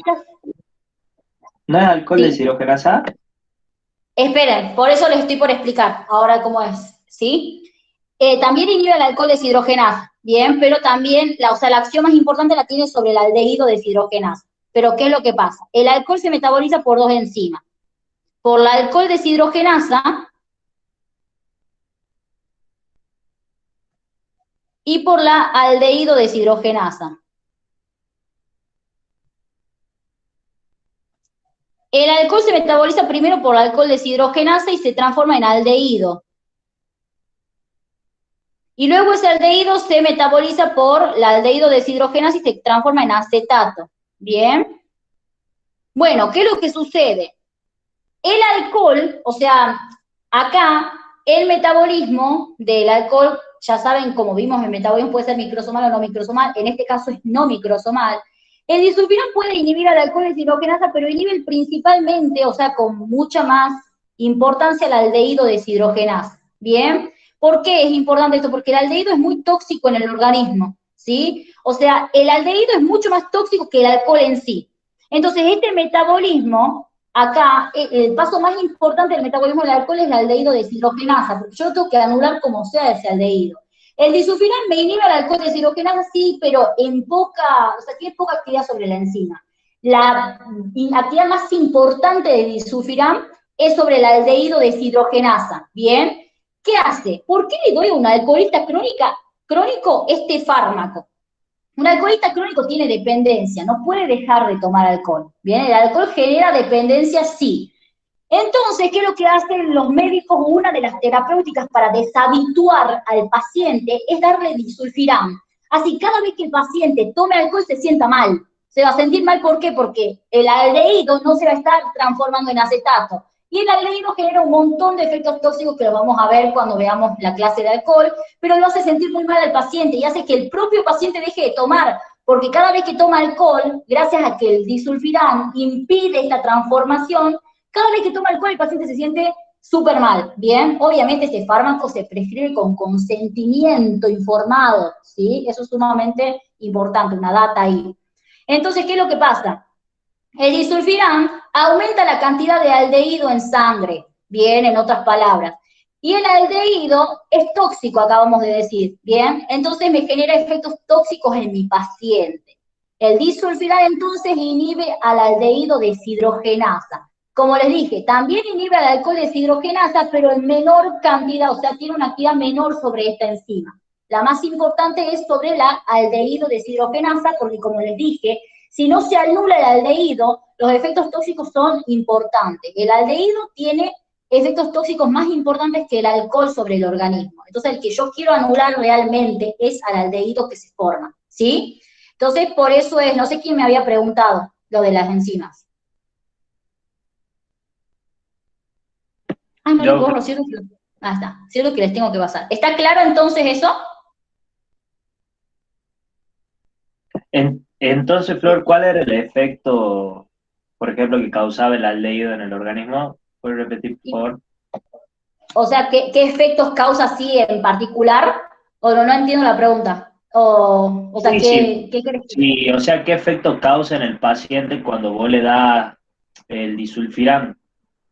Ah, ¿qué efectos? Sí, y bueno, puede causar, por ejemplo, convulsiones, ¿sí? Excitabilidad, mareos, cefalea, epigastralgia, un montón. Ya lo vamos a ver más en detalle en la clase de alcohol. Entonces el paciente se siente tan mal que dice, no, pará, no voy a seguir tomando, ¿sí? O sea, deja de tomar de manera obligada, porque cada vez que toma alcohol, como está tomando el disulfiram, cada vez que tome alcohol va a aumentar aún más la concentración de aldehído, ¿bien? Porque ese aldehído que se forma gracias al exceso de alcohol que entra en el organismo, no se está eliminando. ¿Por qué? Porque está inhibida el aldehído deshidrogenasa. Entonces el paciente cada vez que tome alcohol, si está tratado con disulfiram, cada vez que tome alcohol se va a sentir mal. De esta forma es como que deja el alcohol de manera obligada. ¿Sí? Es una de las terapéuticas que se puede dar cuando el paciente ya es muy dependiente al alcohol. Es la única solución que existe en algunas instancias. ¿Bien? ¿Está claro? No sé quién me preguntó. ¿Flor? Sí. Sí, claro. Entonces, en este consentimiento informado, cuando se le prescribe el disulfiram al paciente, se le informa sobre todas las consecuencias que puede tener en base a esto si es que él sigue consumiendo alcohol. Claro, exacto. O sea, sería sumamente negligente no decirle al paciente lo que le va a pasar, ¿sí? Vos le tenés que decir, mire señor, cuando usted tome este fármaco, va a sentir que, no sé, por ejemplo, va a sentir que le duele la cabeza, que tiene dolor de panza. O sea, cada vez que usted toma este fármaco, si toma alcohol se va a sentir mal, ¿bien? Y ahí se le dice, si usted quiere proceder con el tratamiento, o sea, siempre con la decisión del paciente, pero vos le tenés que contar todo lo que el paciente va a sufrir si toma el fármaco y consume alcohol al mismo tiempo, ¿bien? Obviamente que, a ver, uno piensa que no se le debería decir por qué, porque el paciente te va a decir que no me quiero sentir así, pero hay muchos pacientes que acceden, ¿por qué? Porque sí quieren dejar de tomar, pero no pueden, ¿bien? Porque la dependencia es que vos sí quieras dejarlo, pero no lo puedas hacer. Entonces, muchos pacientes sí acceden y de hecho este es uno de los tratamientos principales. ¿Saben cómo se llama esto, chicos? Efecto antabús. No sé si alguna vez lo escucharon nombrar. Efecto antabús. En este caso, la inhibición de la aldehído deshidrogenasa es buscada por el médico, ¿sí? En este caso es buscada por el médico. Pero existen otras situaciones en las cuales yo no estoy buscando la inhibición de esta enzima, pero aparecen igual, ¿bien? Entonces ahí anoten efecto antabús, repito, lo vamos a ver después en la clase de alcohol, todo esto lo vemos con mucho más detalle, pero anoten, el efecto antabús es eso, un efecto que se produce cuando el alcohol se elimina lento del organismo, ¿bien? En realidad, más específicamente cuando el aldehído se elimina lento del organismo, cuando el metabolito tóxico del alcohol se elimina más lento del organismo, ¿bien? Y bueno, me producen un montón, incluso saben lo que puede producir, chicos, pueden producirme alteraciones visuales, disminución de la visión, cefalea, dificultad respiratoria, bueno, náuseas, todo lo que dije, diarrea, etcétera. Me puede producir un montón de cosas que hacen que el paciente a las fuerzas tenga que dejar el alcohol, ¿sí? Pero obviamente siempre hay que avisarle al paciente. Sería no ético no decirle a qué lo estoy sometiendo, ¿sí? No sé quién me había preguntado eso. Sí, Flor, gracias. Perfecto. Flor, no llegué a copiar más arriba dijiste que la dipirona era un antipirético. Antipirético, sí. Ah, bien, gracias. Igual yo les paso estas hojas, por eso no estoy borrando nada, ¿sí? Acá les voy a poner, yo sé que si ustedes igual no entienden algo de mi letra, me lo preguntan ahí por el grupo, ¿bien? Ahí está. Bueno, entonces como les dije, puede ser buscado por el médico en el caso del disulfiram, o puede ser no buscado. Como en el caso, acá existe un mito, que es que el alcohol no se puede tomar con ningún antibiótico, y eso es mentira. Son muy pocos los antibióticos que interaccionan con alcohol, ¿bien? Uno de ellos es el metronidazol. El metronidazol, ¿saben qué hace, chicos? Lo mismo que el disulfiram. De hecho, muchas veces se dice que que el metronidazol tiene efecto disulfiram. Creo que a los chicos, no me acuerdo de qué universidad, les preguntaban, en vez de preguntarles el efecto antabús, le decían que es el efecto disulfiram, ¿bien? Y bueno, el efecto disulfiram es esto, lo que es lo mismo que el efecto antabús, una serie de reacciones adversas que se producen por la disminución en la eliminación de los metabolitos tóxicos del alcohol, ¿sí? El metronidazol hace lo mismo que el disulfiram, por eso pueden leer en algunos libros que les dicen el metronidazol tiene efecto disulfiram, porque inhibe la aldehído deshidrogenasa y por ende inhibe la formación de acetato, o sea, inhibe la transformación esta que está acá, de aldehído en acetato, ¿bien? Y como les dije, el aldehído es un metabolito tóxico, ¿sí? Ahí tienen un ejemplo, por ejemplo, si quieren después agregar un ejemplo extra cuando veíamos los productos finales del metabolismo, bueno, el alcohol me da un metabolito tóxico que es el aldehído, y como les dije recién, es más tóxico que el alcohol en sí. Bien, entonces la inhibición de esta enzima que yo les digo, del aldehído deshidrogenasa, me causa una serie de efectos tóxicos para el paciente, que puede ser buscado por el médico en el caso de disulfiram, o no buscado por el médico en el caso del metronidazol. Entonces, metronidazol más alcohol no doy, ¿sí? Porque voy a tener el efecto antabús o efecto disulfiram. Bien, entonces el metronidazol no se da con alcohol, hace lo mismo que el disulfiram. Bueno, y también tenemos otras interacciones acá en cuanto a inhibición de la enzima, que también es no buscada, que es en el caso de los IMAO, acá les pongo, dentro de los no buscados les voy a sacar otro ítem acá, que es el IMAO. El IMAO significa inhibidor de la monoaminoxidasa, me inhibe a la MAO, ¿sí? O sea, su mismo nombre ya me hace dar cuenta que es un inhibidor enzimático. Me inhibe a la MAO. Los IMAO son antidepresivos, chicos. Después los veremos, después veremos por qué son antidepresivos ya cuando veamos nerviosos. Son antidepresivos, ¿bien? Son los de última, o sea, se dan para la depresión resistente, no para cuadros de depresión que no mejoran con el tratamiento de primera línea. Estos son de tercera línea, porque tienen muchísimas reacciones adversas. El IMAO me inhibe a la monoaminoxidasa. Y yo sé que uno de los sustratos de la MAO son los simpático-miméticos. Como por ejemplo la fenilefrina. La fenilefrina. La fenilefrina es un fármaco que se utiliza como descongestivo. ¿Vieron esos famosos antigripales que vienen, que tienen de todo? Bueno, uno de los principios activos que tienen los antigripales es fenilefrina, que actúa como descongestivo. Te descongestiona toda la nariz, digamos, y vos podés respirar mejor. Así dicho en lenguaje no farmacológico. La fenilefrina es un simpático mimético, ¿por qué? Porque imita al simpático. Y es metabolizado por la MAO, o sea, se elimina gracias a la MAO. Si yo mezclo IMAO con fenilefrina, bien, la fenilefrina, ¿qué va a pasar con su actividad? ¿Va a aumentar o va a disminuir? Disminuye. ¿Por qué disminuye su actividad? No, Ah, no, aumenta. perdón, aumenta. Aumenta, perfecto. Aumenta su actividad. ¿Por qué? Porque se está eliminando lento, ¿bien? Se elimina lento, ¿sí? Entonces, esos son los ejemplos que tienen ustedes. Esto es lo que les acabo de dar de inhibición, es no microsomal, ¿no? Porque microsomal ustedes también tienen ahí ejemplos en la clase de metabolismo. Entonces, eso es la inducción y la inhibición enzimática. ¿Tienen alguna duda con las interacciones a nivel del metabolismo? Flor, otro Sí. ejemplo no buscado podría ser el inhibidor de la ECA, o nada que ver. Ese sería buscado. Vos me decís el enalapril, por ejemplo. Claro. Sí, ese sería buscado, porque vos vos necesitas inhibir la enzima para reducir la presión arterial. Está muy bueno el ejemplo, lo agreguemos en los buscados. Acá le voy a poner arriba. Acá arriba. ¿Quién habló recién, perdón? Ana. Muy bien, Ana, está excelente tu ejemplo, ¿sí? Muy bien. Está bueno eso, o sea, me encanta que den así ejemplo porque quiere decir que están aplicando lo que yo les estoy dando a los conocimientos que ustedes ya tienen. Así que muy bien. Entonces, los buscados dijimos el disulfiram para el tratamiento o para la dependencia al alcohol. ¿Sí? ¿Ya saben cómo funciona? Al alcohol.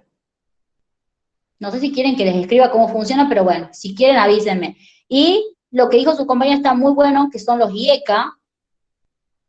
IECA significa inhibidor de la enzima convertidora de angiotensina. O sea que te inhibe, te reduce la cantidad de angiotensina 2. La angiotensina 2 tiene un montón de efectos, es vasoconstrictora, produce remodelamiento a nivel del corazón, un montón de cosas te hace la angiotensina. Entonces vos al dar un IECA inhibís todo esto, ¿sí? Y por ende inhibís la presión arterial. Esta inhibición enzimática que se produce es buscada por el médico. Acá no sería una interacción farmacológica en sí, bien, al menos que vos mezcles un fármaco que te aumente la concentración de angiotensina con un IECA, ahí sí sería una interacción. Pero está bueno tenerlo en cuenta por si les llegan a preguntar, los inhibidores de la enzima convertida en angiotensina inhiben el metabolismo, a una enzima cuyo sustrato es una sustancia endógena, ¿bien? Que es la angiotensina 1. O sea, la angiotensina 1, ya saben, por la enzima convertida se transforma en angiotensina 2, ¿bien? Entonces, acá pasa un poco lo que pasaba arriba en distribución, cuando dijimos que los fármacos pueden desplazar a sustancias endógenas. Bueno, acá hay fármacos que pueden reducir o inhibir alguna enzima, y esta enzima tiene como sustrato a una sustancia endógena que es la angiotensina 1. Pero está bueno el razonamiento de su compañera, porque sí les pueden llegar a decir, o sí lo pueden llegar a poner en un choice, o lo pueden encontrar en algún libro, ¿sí? Entonces, buscados y no buscados. No sé si tienen alguna duda más en metabolismo. Flor, en eso de inducción enzimática, yo leí el FLORE y el CIER y en todos lados me aparece como que el fármaco aumenta la síntesis de las enzimas, o sea, de los citocromos. En ningún momento me aparece como que aumenta la actividad directamente. No sé cómo se dice. Si te aumenta la síntesis, te aumenta la actividad. Es lo mismo. Yo les pongo que aumenta la actividad porque Meuli lo pone así en los parciales, pero hace exactamente lo mismo. O sea, no es que el fármaco se una a la enzima, ¿me entendés? Y aumente su actividad, porque eso no pasa.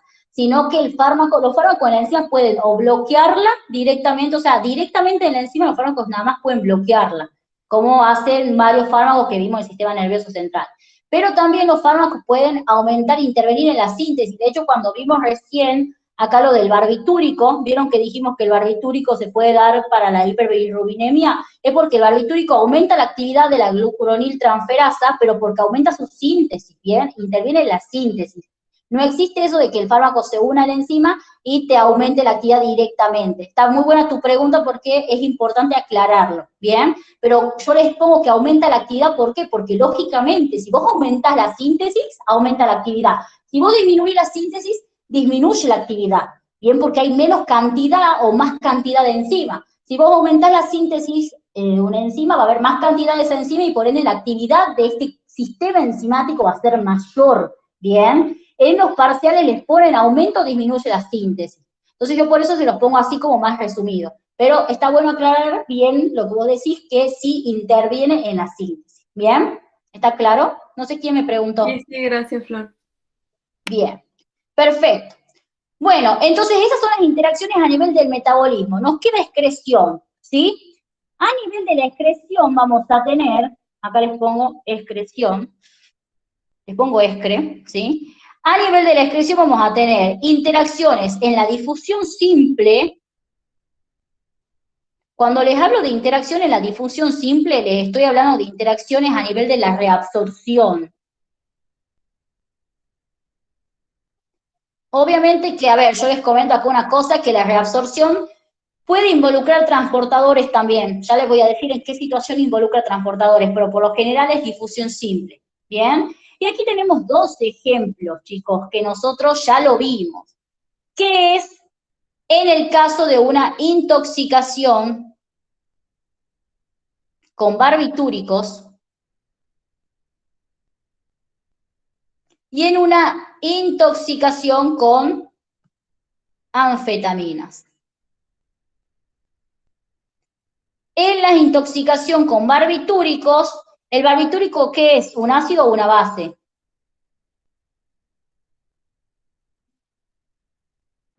Ácido débil. Bien, es un ácido débil. Entonces, en una intoxicación con barbitúricos, para evitar la reabsorción a nivel de los túbulos, ¿sí? De los túbulos de la nefrona, ¿qué harían ustedes?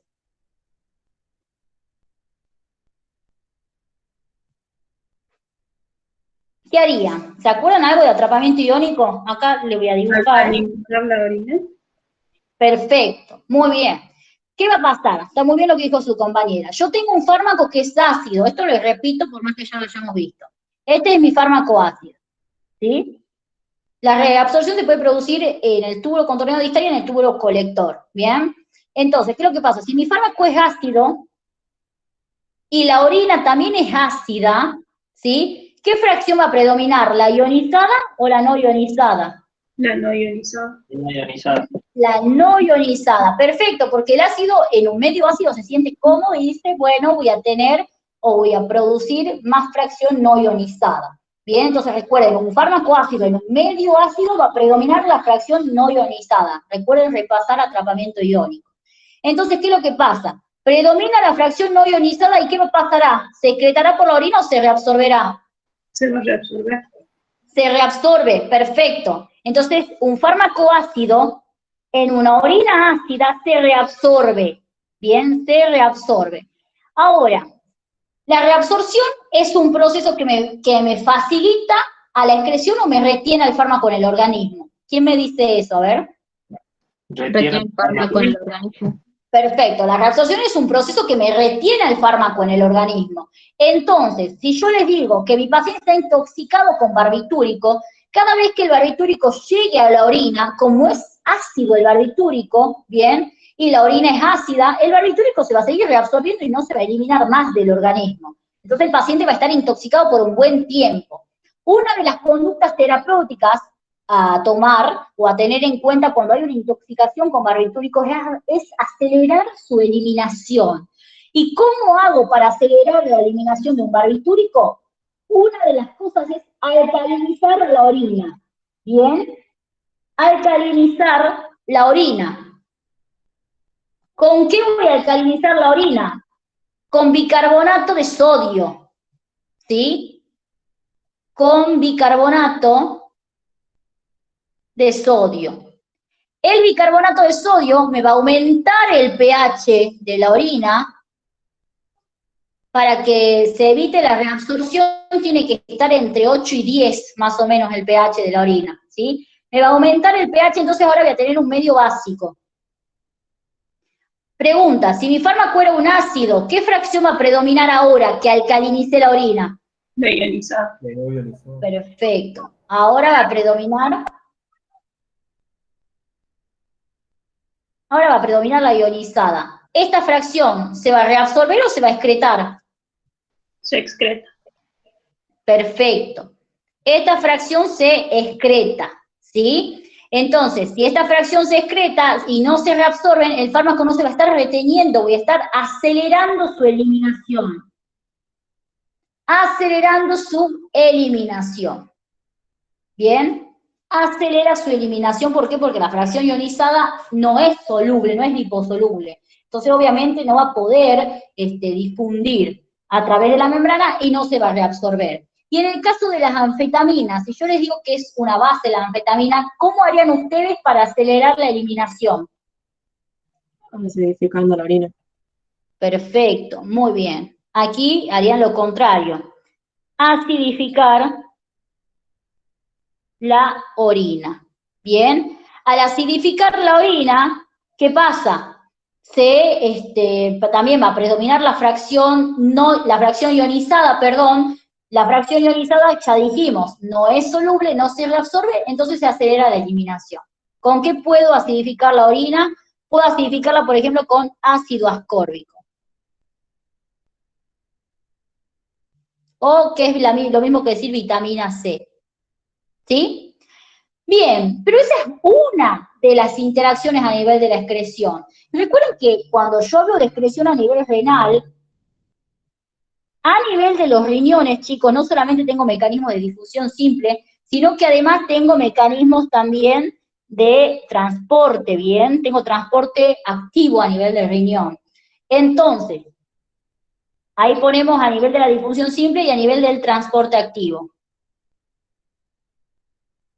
El transporte activo se da principalmente cuando hablamos de la secreción tubular, ¿se acuerdan?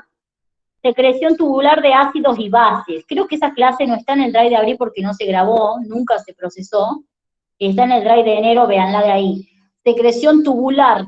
Bien, recuerden que es diferente para los ácidos y para las bases. Ahora, pregunta, ¿los fármacos pueden competir por el mecanismo de secreción? ¿Qué opinan? Sí. Perfecto, los fármacos pueden competir, ¿sí? Porque el transporte activo dijimos que era saturable, al igual que la difusión facilitada. Siempre que esté involucrado un mecanismo de transporte o una proteína transportadora, siempre saturable, ¿bien? Y esto es importante porque hay competencia a este nivel.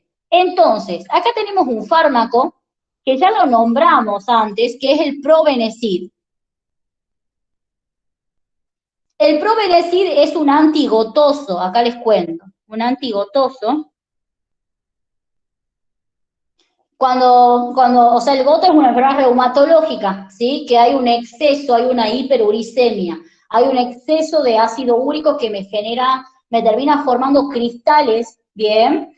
Y estos cristales se van y se depositan en las articulaciones, por ejemplo en la rodilla, entonces el paciente tiene una artritis, ¿bien? A causa de este exceso de ácido úrico que hay, ¿bien? Entonces, el Probenecid es un antigotoso y también se llama uricosúrico. Básicamente les cuento lo que hace el Probenecid. Lo que hace es disminuir la reabsorción de ácido úrico en el túbulo colector, ¿bien? Inhibe la reabsorción de ácido úrico en el túbulo colector. Entonces, esto hace que disminuyan las concentraciones de ácido úrico en la sangre y el paciente mejore toda esta sintomatología reumatológica. Pero ¿cómo hace el Probenecid para inhibir el ácido úrico, para inhibir la reabsorción? Fácil. Acá les comento, yo les había dicho que en la reabsorción se involucran fenómenos de difusión facilitada, de difusión simple, perdón, pero también se involucran fenómenos de transporte activo. En este caso, lo que sucede es lo siguiente. Yo sé que este es el túbulo, bien, y yo sé que el ácido úrico se reabsorbe por un transportador, bien. Ahora, el probenecid, chicos, hace exactamente lo mismo que el ácido úrico, bien. El probenecid viene y compite por el transportador con el ácido úrico. Compite con el transportador. Entonces el probenecid gana. Y el ácido úrico pobre no tiene cómo transportarse, no tiene cómo reabsorberse. Porque ¿quién está acá ocupando su transportador? El probenecid. ¿Bien? Entonces el probenecid me inhibe la reabsorción de ácido úrico porque utiliza su mecanismo de transporte. ¿Bien? Básicamente por eso. Entonces, esa sería una interacción con una sustancia endógena, pero el probenecid también puede interaccionar con algún fármaco, como por ejemplo con la aspirina, ¿bien? Acá les pongo. El probenecid puede interaccionar con la aspirina. ¿Qué es lo que sucede acá? El probenecid no solamente me inhibe la reabsorción del ácido úrico, no solamente hace eso, sino que además el probenecid lo que hace es competir por el mecanismo de secreción de los ácidos, ¿bien? El probenecid compite por el mecanismo de secreción de los ácidos. La aspirina es un ácido, entonces, ¿qué mecanismo de secreción va a utilizar? Y claramente va a utilizar el mecanismo de secreción de los ácidos. Recuerden que todo esto lo vimos en la clase de excreción.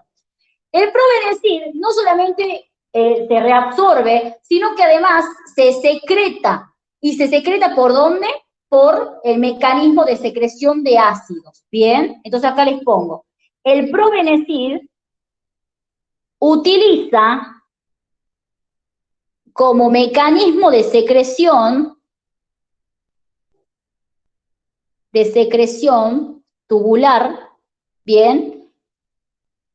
El transportador de ácidos. ¿Se acuerdan que nosotros habíamos visto que el probenecid era un bloqueante de la secreción tubular? Lo vimos cuando vimos eso de la parte de excreción. Habíamos visto que había formas de bloquear la secreción tubular. Una era con probenecid. Bueno, ¿por qué el probenecid me bloquea la secreción tubular? No es que me la bloquee, sino que utiliza él el mecanismo de transporte. ¿Bien? Entonces, el probenecid, ¿qué hace? Utiliza el transportador que le corresponde a la aspirina. ¿Bien? Entonces la aspirina no se puede excretar porque la aspirina necesita, para excretarse, el mecanismo de secreción tubular. Necesita la secreción tubular y necesita que esté libre el transportador de ácidos. El probenecid agarra y ocupa el lugar de la aspirina. ¿Bien? Es decir, compite el probenecid con la aspirina por el mecanismo de transporte, por el mecanismo de secreción tubular, o lo podemos decir de otra forma, el probenecid y la aspirina compiten por el mismo transportador. Gana el probenecid.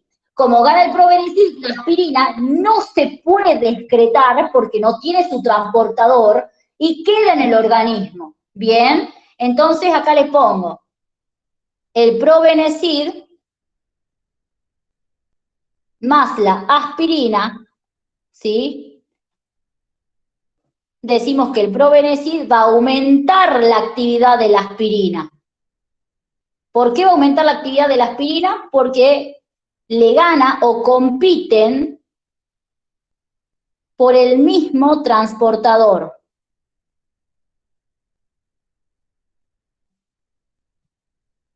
¿Sí? Por el mismo transportador. ¿Y quién gana? El probenecid. ¿Bien? Entonces ahí tienen ustedes otra interacción a nivel de la excreción. Y les comento otra para que tengan un ejemplo más. Acá les voy a poner, o les pongo acá al costado para que esté en el mismo lugar. Acá otra interacción a nivel de la excreción, los diuréticos de Lassa, sobre todo la furosemida.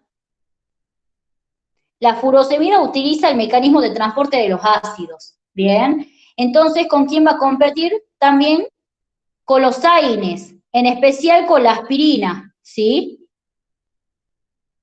La furosemida utiliza el mecanismo de transporte del AINE, entonces el AINE demora en eliminarse. Hace algo parecido que probenecid, ¿bien? Ahí les pongo un costadito para que tengan. Entonces, ¿está claro las interacciones a nivel de la excreción, chicos? ¿Alguna duda?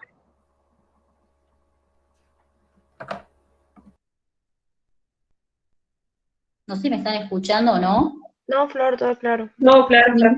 Perfecto. Recuerden que para entender esto tienen que repasar atrapamiento iónico y las clases de excreción, ¿sí? Bien, entonces ya terminamos con todas las interacciones farmacocinéticas. Tenemos también nosotros interacciones farmacodinámicas. No las voy a desarrollar porque esas están en los videos que ustedes tenían que ver. Farmacodinámicas. Que son, ya saben, el antagonismo, el sinergismo y el dualismo. Acá les digo una cosa, a Meuri no le gusta mucho el ejemplo de del ibuprofeno con el paracetamol para el sinergismo de suma. Así que pueden dar en sinergismo de suma la dipirona con la fenacetina. Los dos son antipiréticos, ¿bien? Y al combinarlos puedo hacer un sinergismo de suma. Eso les comento por las dudas. A Meuri no siempre le gusta el ejemplo del ibuprofeno, el paracetamol, entonces pueden dar dipirona y fenacetina como sinergismo de suma. Y de hecho también el sinergismo de facilitación, a la UNIAS no le gusta el ejemplo de la cocaína porque no es un fármaco. Entonces, no sé si yo se los dije en la clase, no me acuerdo la verdad, pero ahí tienen los inhibidores de la recaptación de serotonina, ¿sí?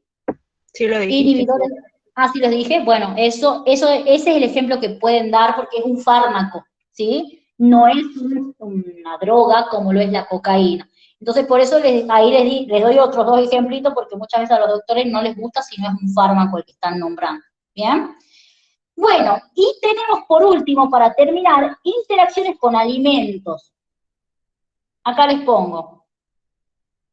Interacciones con alimentos. Chicos, a Meuri le encanta preguntar esto, así que esto sí quiero que lo vean bien, o sea, que no lo pasen por alto.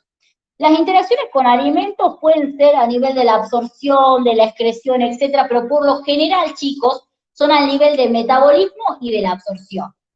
Primera interacción, productos lácteos. ¿Con qué fármaco creen que no se puede dar? A ver, de todo lo que venimos viendo. Tetraciclina. Perfecto, muy bien, con tetraciclina. ¿Sí? Productos lácteos con tetraciclinas no se van a dar porque se va a formar, ¿qué cosa? Ya saben, quelatos. Bien, entonces, productos lácteos con tetraciclinas no se dan, ¿por qué? Porque está alterada la absorción de la tetraciclina. Bien, disminuye la absorción de la tetraciclina. Es más o menos por lo que vimos arriba, nomás que acá estamos hablando de alimentos. Segundo, pregunta de examen. Interacción con la soja. La soja tiene isoflavonas. Las isoflavonas tienen la capacidad de inhibir el metabolismo microsomal. Principalmente al CYP1A2, ¿sí? Entonces, si yo les digo que las sojas, gracias a esta isoflavona que tiene, ¿sí? Si la soja me inhibe o me disminuye el metabolismo microsomal, o de otra forma, me deprime o me inhibe la actividad del citocromo del CYP1A2, les estoy diciendo que me va a ¿qué? A disminuir el metabolismo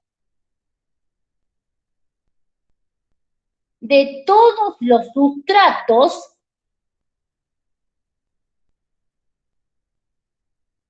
del CYP1A2. ¿Y quiénes son los sustratos del CYP1A2, por ejemplo? Acá vamos a tener, por ejemplo, el propranolol. ¿Bien? Por ejemplo, la teofilina, ¿sí? El haloperidol. ¿Por qué les pongo esto? Porque en uno de los exámenes escritos, cuando el final de fármaco era escrito el año pasado, a principio de año, había un verdadero o falso, creo que era, que les decía si la soja me aumenta la actividad farmacológica del propranolol. ¿Qué dirían ustedes? ¿Verdadero o falso? Verdadero. Verdadero, perfecto. ¿Por qué? Porque dijimos que la soja contiene isoflavona, la isoflavona me inhibe al CYP1A2, el CYP1A2 entonces anda como, anda más lento, bien, digámoslo así. Anda más lento, entonces disminuye el metabolismo de todos los sustratos del CYP1A2. ¿Y cuál es uno de esos sustratos? El propranolol. Entonces la soja me disminuye el metabolismo del propranolol, me inhibe su eliminación o me disminuye su eliminación. Razón por la cual aumenta la actividad, me aumenta la actividad del propranolol. Y me aumenta también su biodisponibilidad. Así tal Flor, ¿cuáles son cual. otros ejemplos? Sí, ahora te los digo. Ya sé que mi letra, voy a tratar de escribirlo mejor. El otro ejemplo son el haloperidol,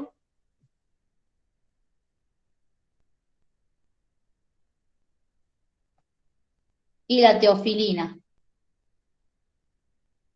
¿Bien? Y bueno, el propranolol era el que le ponían a ustedes ¿cómo se llama? En el parcial. Bien, y lo mismo pasa con otros tipos de alimentos que son los cítricos. Los cítricos también contienen todas estas, los flavonoides. En este caso, tienen naringina. Naringina. La naringina lo que hace es inhibir al CYP3A4. Me inhiben al CYP3A4. Y ustedes saben que el CYP3A4, chicos, es el responsable del metabolismo de la mayoría de los fármacos, es el que más sustratos tienen, porque es el más abundante, no se olviden de eso.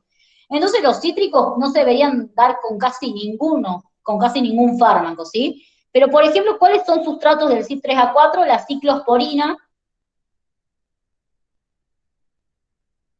¿sí? La nifedipina,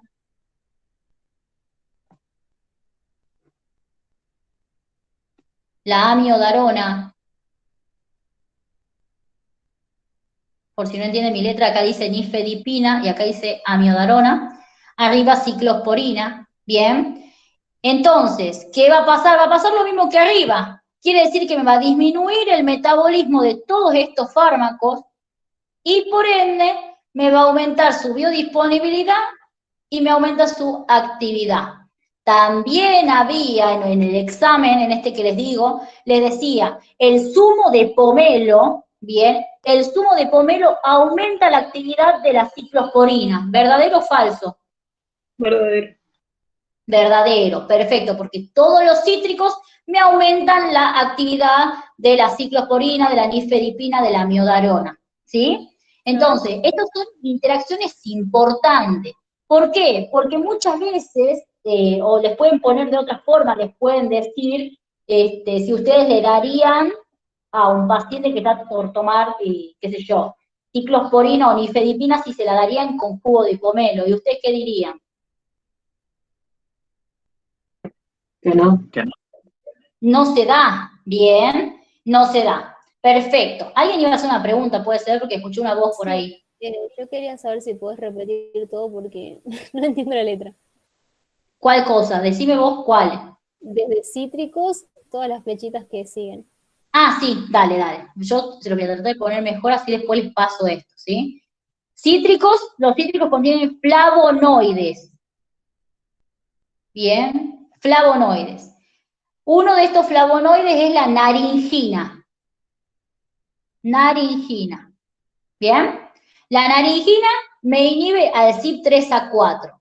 Al inhibirme al CYP3A4 me disminuye el metabolismo de los siguientes fármacos.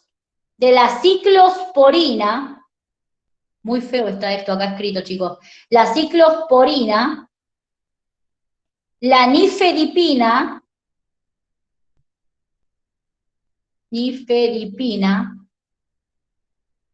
y la amiodarona. Flor, ¿nifedipina o nifedipina? Nife. Sí, pero con D la siguiente o R. Nifedipina. Ah, Perdón, bien. chicos. Amiodarona. Y acá amiodarona. No tengo el don de la hermosa caligrafía, lamentablemente. La ciclosporina es un antibacteriano, ¿sí? Un antibiótico. La nifedipina es un antagonista de los canales de calcio, un vasodilatador, ¿bien? Y la amiodarona es un antiarrítmico, ¿sí? Por si las dudas. No sé si anotaron eso que les acabo de decir.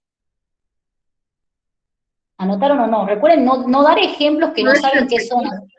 Sí, la ciclosporina es un antibiótico, ¿bien?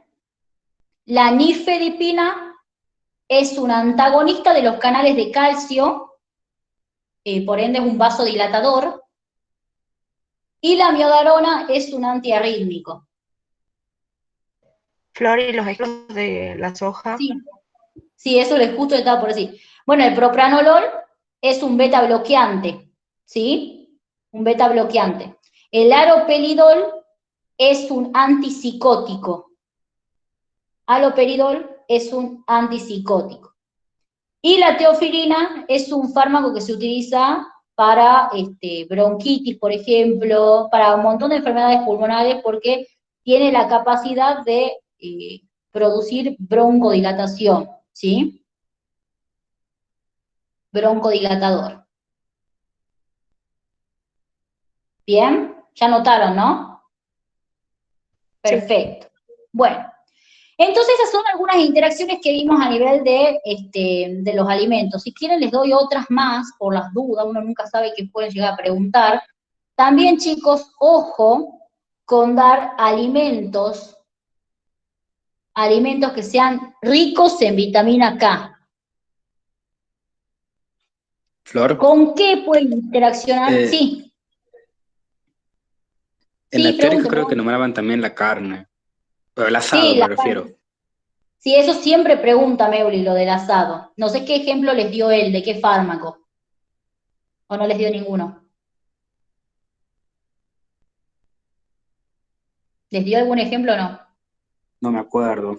Yo creo que No No me recuerdo. acuerdo, pero habló de la carne quemada. ¿Cómo? Perdón, no se escuchó. Habló de la carne quemada. No sé La a qué venía carne. eso, pero hablaba de que la carne Solo dijo que quemada era inhibía la o algo así. citocromo. Sí, porque, o sea, el asado, sí, justamente yo les iba a decir lo del asado porque Mary lo pregunta.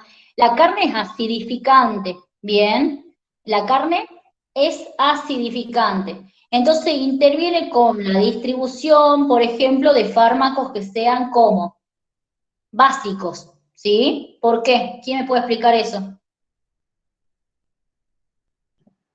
Porque lo ioniza. Claro, exactamente. Los ioniza, ¿sí? Sí, pregúntame, Uli, lo de la carne siempre. La carne es acidificante. Entonces interviene mucho, al disminuir el pH de la sangre, interviene mucho con la distribución de algunos fármacos, sobre todo con los fármacos que son básicos. Pero también acá hay un poco lo que yo les decía, que pueden producir una acidificación de la sangre, o sea, disminuir mucho el pH de la sangre, y favorecer el aumento de la fracción no ionizada de fármacos ácidos que normalmente no pasan la barrera hematoencefálica, como la penicilina. La penicilina no pasa la barrera hematoencefálica, ¿bien? Y es un fármaco ácido. Y muchas veces, si hay un aumento en la acidez o una disminución en el pH de la sangre, predomina la fracción no ionizada de la penicilina y esta sí puede atravesar la barrera, ¿bien? Pero eso sí se lo menciono, creo que en el ITER también está lo de la sangre, no les da ningún ejemplo, pero yo se los menciono porque Meori sí lo pregunta. A todo lo que él diga en su teórica lo pregunta, ¿sí? Así que ahí anoten que el asado es acidificante. ¿Bien? Y no sé que alguien dijo algo de la carne quemada, puede ser yo escuché cualquier cosa. Sí, dijo Meuli algo del tema de que la citocromo estaba inhibida cuando comíamos carne quemada, algo así dijo.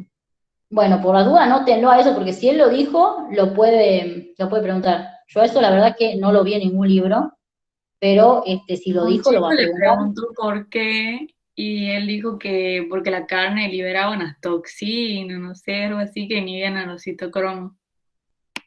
Bueno, anoten eso que acaba de decir su compañera, chicos.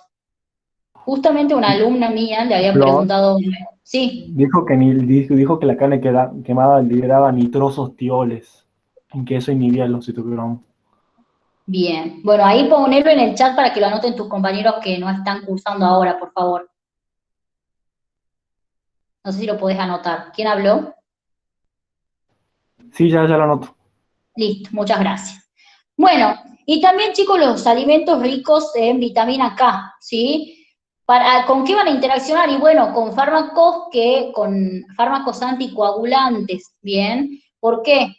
Acá les pongo con anticoagulantes.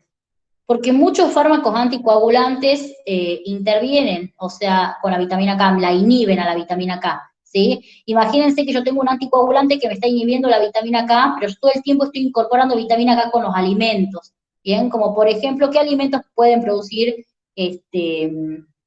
o sea, qué alimentos son ricos en vitamina K? Por ejemplo, el coliflor, el brócoli, las espinacas, ¿sí? Todos estos alimentos no conviene darlos en un paciente que tiene tratamiento con anticoagulante, ¿sí? Bien, eso es otro. Y otro de los ejemplos que lo vamos a volver a tocar en nervioso son los alimentos ricos en tiramina. Alimentos ricos en tiramina. Bien, ¿qué alimentos son ricos en tiramina? El queso, el vino tinto. Bien. ¿Y con qué fármaco interaccionan estos alimentos? Con los IMAO. ¿Qué eran los IMAO? Se los dije más arriba. ¿Para qué se usaban? ¿Cómo qué? Antidepresivos. Bien, son antidepresivos de tercera línea, no se olviden, ¿sí? Y los IMAO, ¿qué pasa? Los IMAO se tienen que metabolizan a diferentes fármacos, los simpáticos miméticos. Ahora, la MAO es la que metaboliza diferentes fármacos, pero la MAO también metaboliza la tiramina, ¿sí? Es decir, nosotros cada vez que comemos queso, que tomamos vino tinto, está ingresando tiramina en nuestro organismo, pero no produce nada, ¿por qué? Porque primero que hay una MAO a nivel intestinal, o sea que ingresa poca tiramina, ¿por qué? Porque ya hay una destrucción previa a nivel intestinal. Y segundo, que también hay otra MAO en el interior de las neuronas, bien adosada a la cara externa de las mitocondrias, ¿sí? Entonces hay MAO en el organismo que evita que la tiramina me cause alguna alteración. Pero en el caso de un paciente que está tratado con IMAO, si este paciente come queso o toma vino tinto en gran cantidad, el exceso de tiramina que ingresa no puede ser metabolizado porque estoy inhibiendo a la MAO con el fármaco, ¿bien? Entonces estos pacientes presentan crisis hipertensivas. Esto se llama síndrome del queso. Tengo un video de esto en mi Instagram, por si lo quieren ver después, síndrome del queso, ¿bien? Que se manifiesta con crisis hipertensivas. Crisis hipertensivas, ¿bien? Y esto sucede cuando mezclo IMAO con queso o con vino tinto, ¿sí? Eso lo vamos a ver mejor en nervioso, pero les comento. Entonces aquí tienen algunas interacciones con alimentos, ¿sí? Las que más preguntan son las de la soja y las de los cítricos. No sé si tienen alguna duda.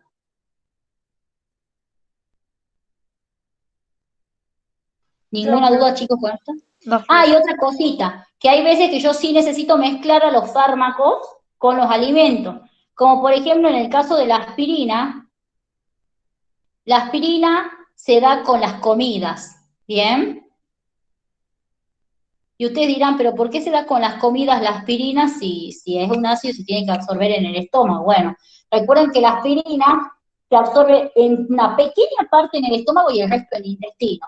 ¿Para qué tengo que dar las aspirinas con las comidas, chicos? Porque es irritante, es gastrolesiva la aspirina, ¿sí?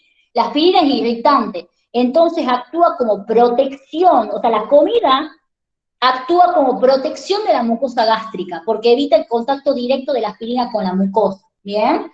Eso es muy importante. Otra cosa, no es un fármaco, pero sí algo que la mayoría consume, que es el alcohol. Cada vez que una persona va a consumir alcohol, lo ideal es que se coma. ¿Por qué? Porque una de las causas, una de las manifestaciones que aparecen cuando uno toma alcohol son los vómitos. Y el vómito no es nada más y nada menos que una reacción refleja de que el alcohol irrita la mucosa gástrica, ¿bien?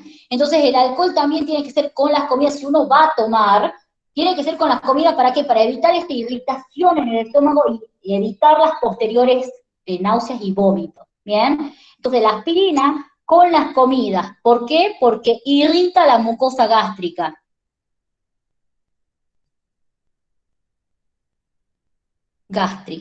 ¿Sí? Perfecto.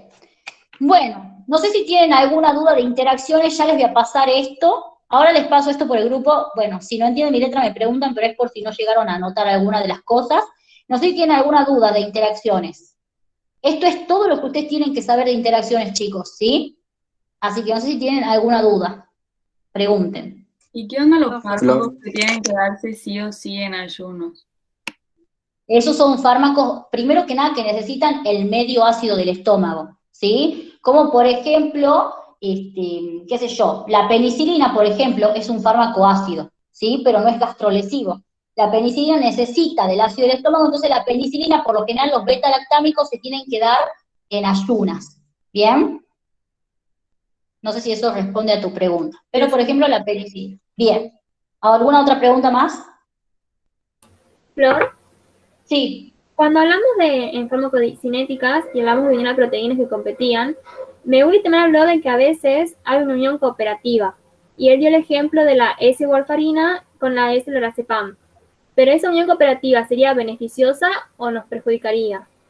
Pero no te entendí el nombre del segundo. ¿Dijo la warfarina con qué? Con lorazepam.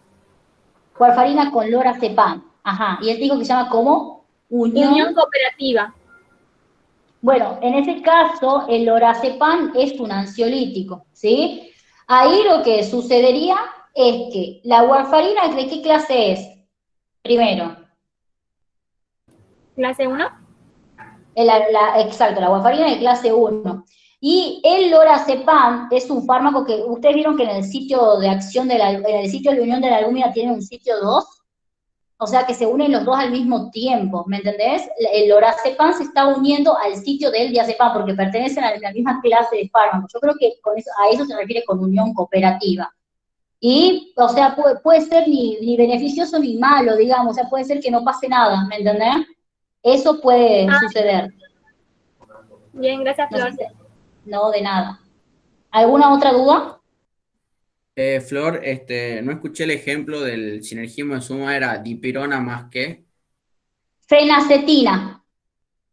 Son dos antipiréticos, o sea, dos fármacos que bajan la fiebre. ¿Sí? Acá les pongo bien puesto. Fenacetina. ¿Sí? No sé si tienen alguna otra duda más. ¿Ninguna duda, chicos? Bueno, ¿de dónde pueden estudiar estos? ¿De dónde quieren leer? Pueden leerlo del CIER. En el CIER está medio cortina, así que por la duda yo prefiero que agarren otro. Lo ideal es el ITER. Ya estoy tratando de ver si en la memoria de mi celular viejo ahí tengo el ITER, porque yo me acuerdo que sí lo tenía el ITER en PDF. Así que estoy tratando de conseguir para que ustedes lo estudien de ahí, ¿bien? Es el lugar más completo. Ustedes ven mi clase, leen un toque el ITER y listo. Ya está perfecto interacción y obviamente lo que les vayan dando a ustedes en las teóricas siempre, lo que Meuli les dé es lo que Meuli va a tomar, ¿bien? Así que bueno, si no tienen ninguna duda, escuchen lo que vamos a hacer. Ustedes ya concluimos con la parte de dinamia, ¿sí? Lo que sigue ahora es evaluar, yo les tengo que evaluar en dinamia para que ustedes vayan al día. Bien, porque ya, o sea, por ejemplo, hoy les pregunté cosas de atrapamiento iónico y demás, Y por ahí siento que, no sé si cómo vienen estudiando con Cinesi. Algunos chicos yo los entiendo porque están cursando recién. A mí lo que me interesa son los chicos que rinden el final el 25, ¿bien? O sea, ya no queda tanto, queda poco tiempo. Entonces vayan estudiando Cinesi, entren a las clases, vean los cuestionarios, hagan los cuestionarios porque sirve para repasar. Entonces lo que vamos a hacer mañana es, no sé si pueden, ustedes me dicen, a las 10:30, si quieren a las 10:30 o si quieren a las 8 de la noche, les tomo el cuestionario de dinamia, ¿bien? Que va a ser 1 hora. No sé si alguno puede. Yo les puedo dejar el día libre si quieren para estudiar, o podemos tener clase de vigilancia en la mañana, como ustedes quieren y se sientan cómodos, pero sí o sí les tengo que tomar, ¿bien? No sé qué prefieren ustedes. Los escucho.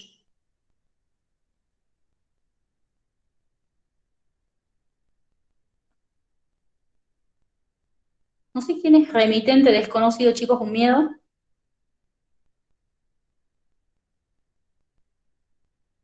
Bien. Anita Kortz dice clases y cuestionario. ¿Los demás qué opinan?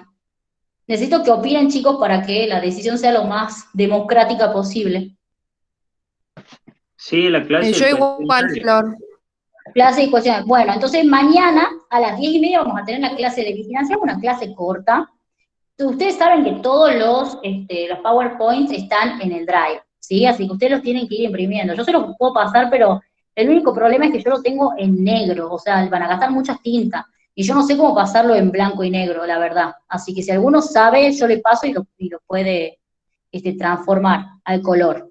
Pero la verdad que yo no sé cómo se hace. Yo cuando lo hice el PowerPoint ese lo hice en blanco, o sea, con fondo negro y letras blancas, digamos, y gastan una banda de tinta. Así que por eso yo les digo, yo se los paso así, si alguno sabe transformar o cambiar el fondo, ponerlo blanco, de 10, ¿bien? Entonces, mañana a las 10:30 tenemos clase de farmacovigilancia, no es una clase larga, es corta, pero es una clase muy importante, y vamos a tener a las 20 horas el cuestionario el cuestionario de dinamia, ¿bien? Que van a ir algunas preguntitas ahí de Cinesi y de módulo, como para que no se nos olviden esos temas. Dale, Anita. Flor, Yo paso y sí.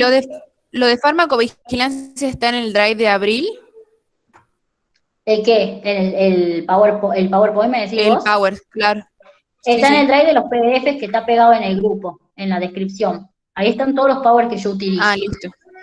Bien. Listo. Bueno, igual ahora lo mando, ¿sí? Para ver si Anita lo puede poner en blanco y negro, cosa de que no gasten 1000 cosas de tinta, ¿sí? Entonces, recuerden, mañana a 10:30 clase de farmacovigilancia, ¿sí? Y a las 8, o no sé qué horario, ya voy a arreglar con la DAI, porque no sé qué horario está dando ella para no chocar, pero a la noche vamos a tener el cuestionario de dinamia. Yo no sé si ella da clase mañana a las 8, le tengo que preguntar. Si ella da clase mañana a las 8, el cuestionario se va a abrir a las 9. En total va a ser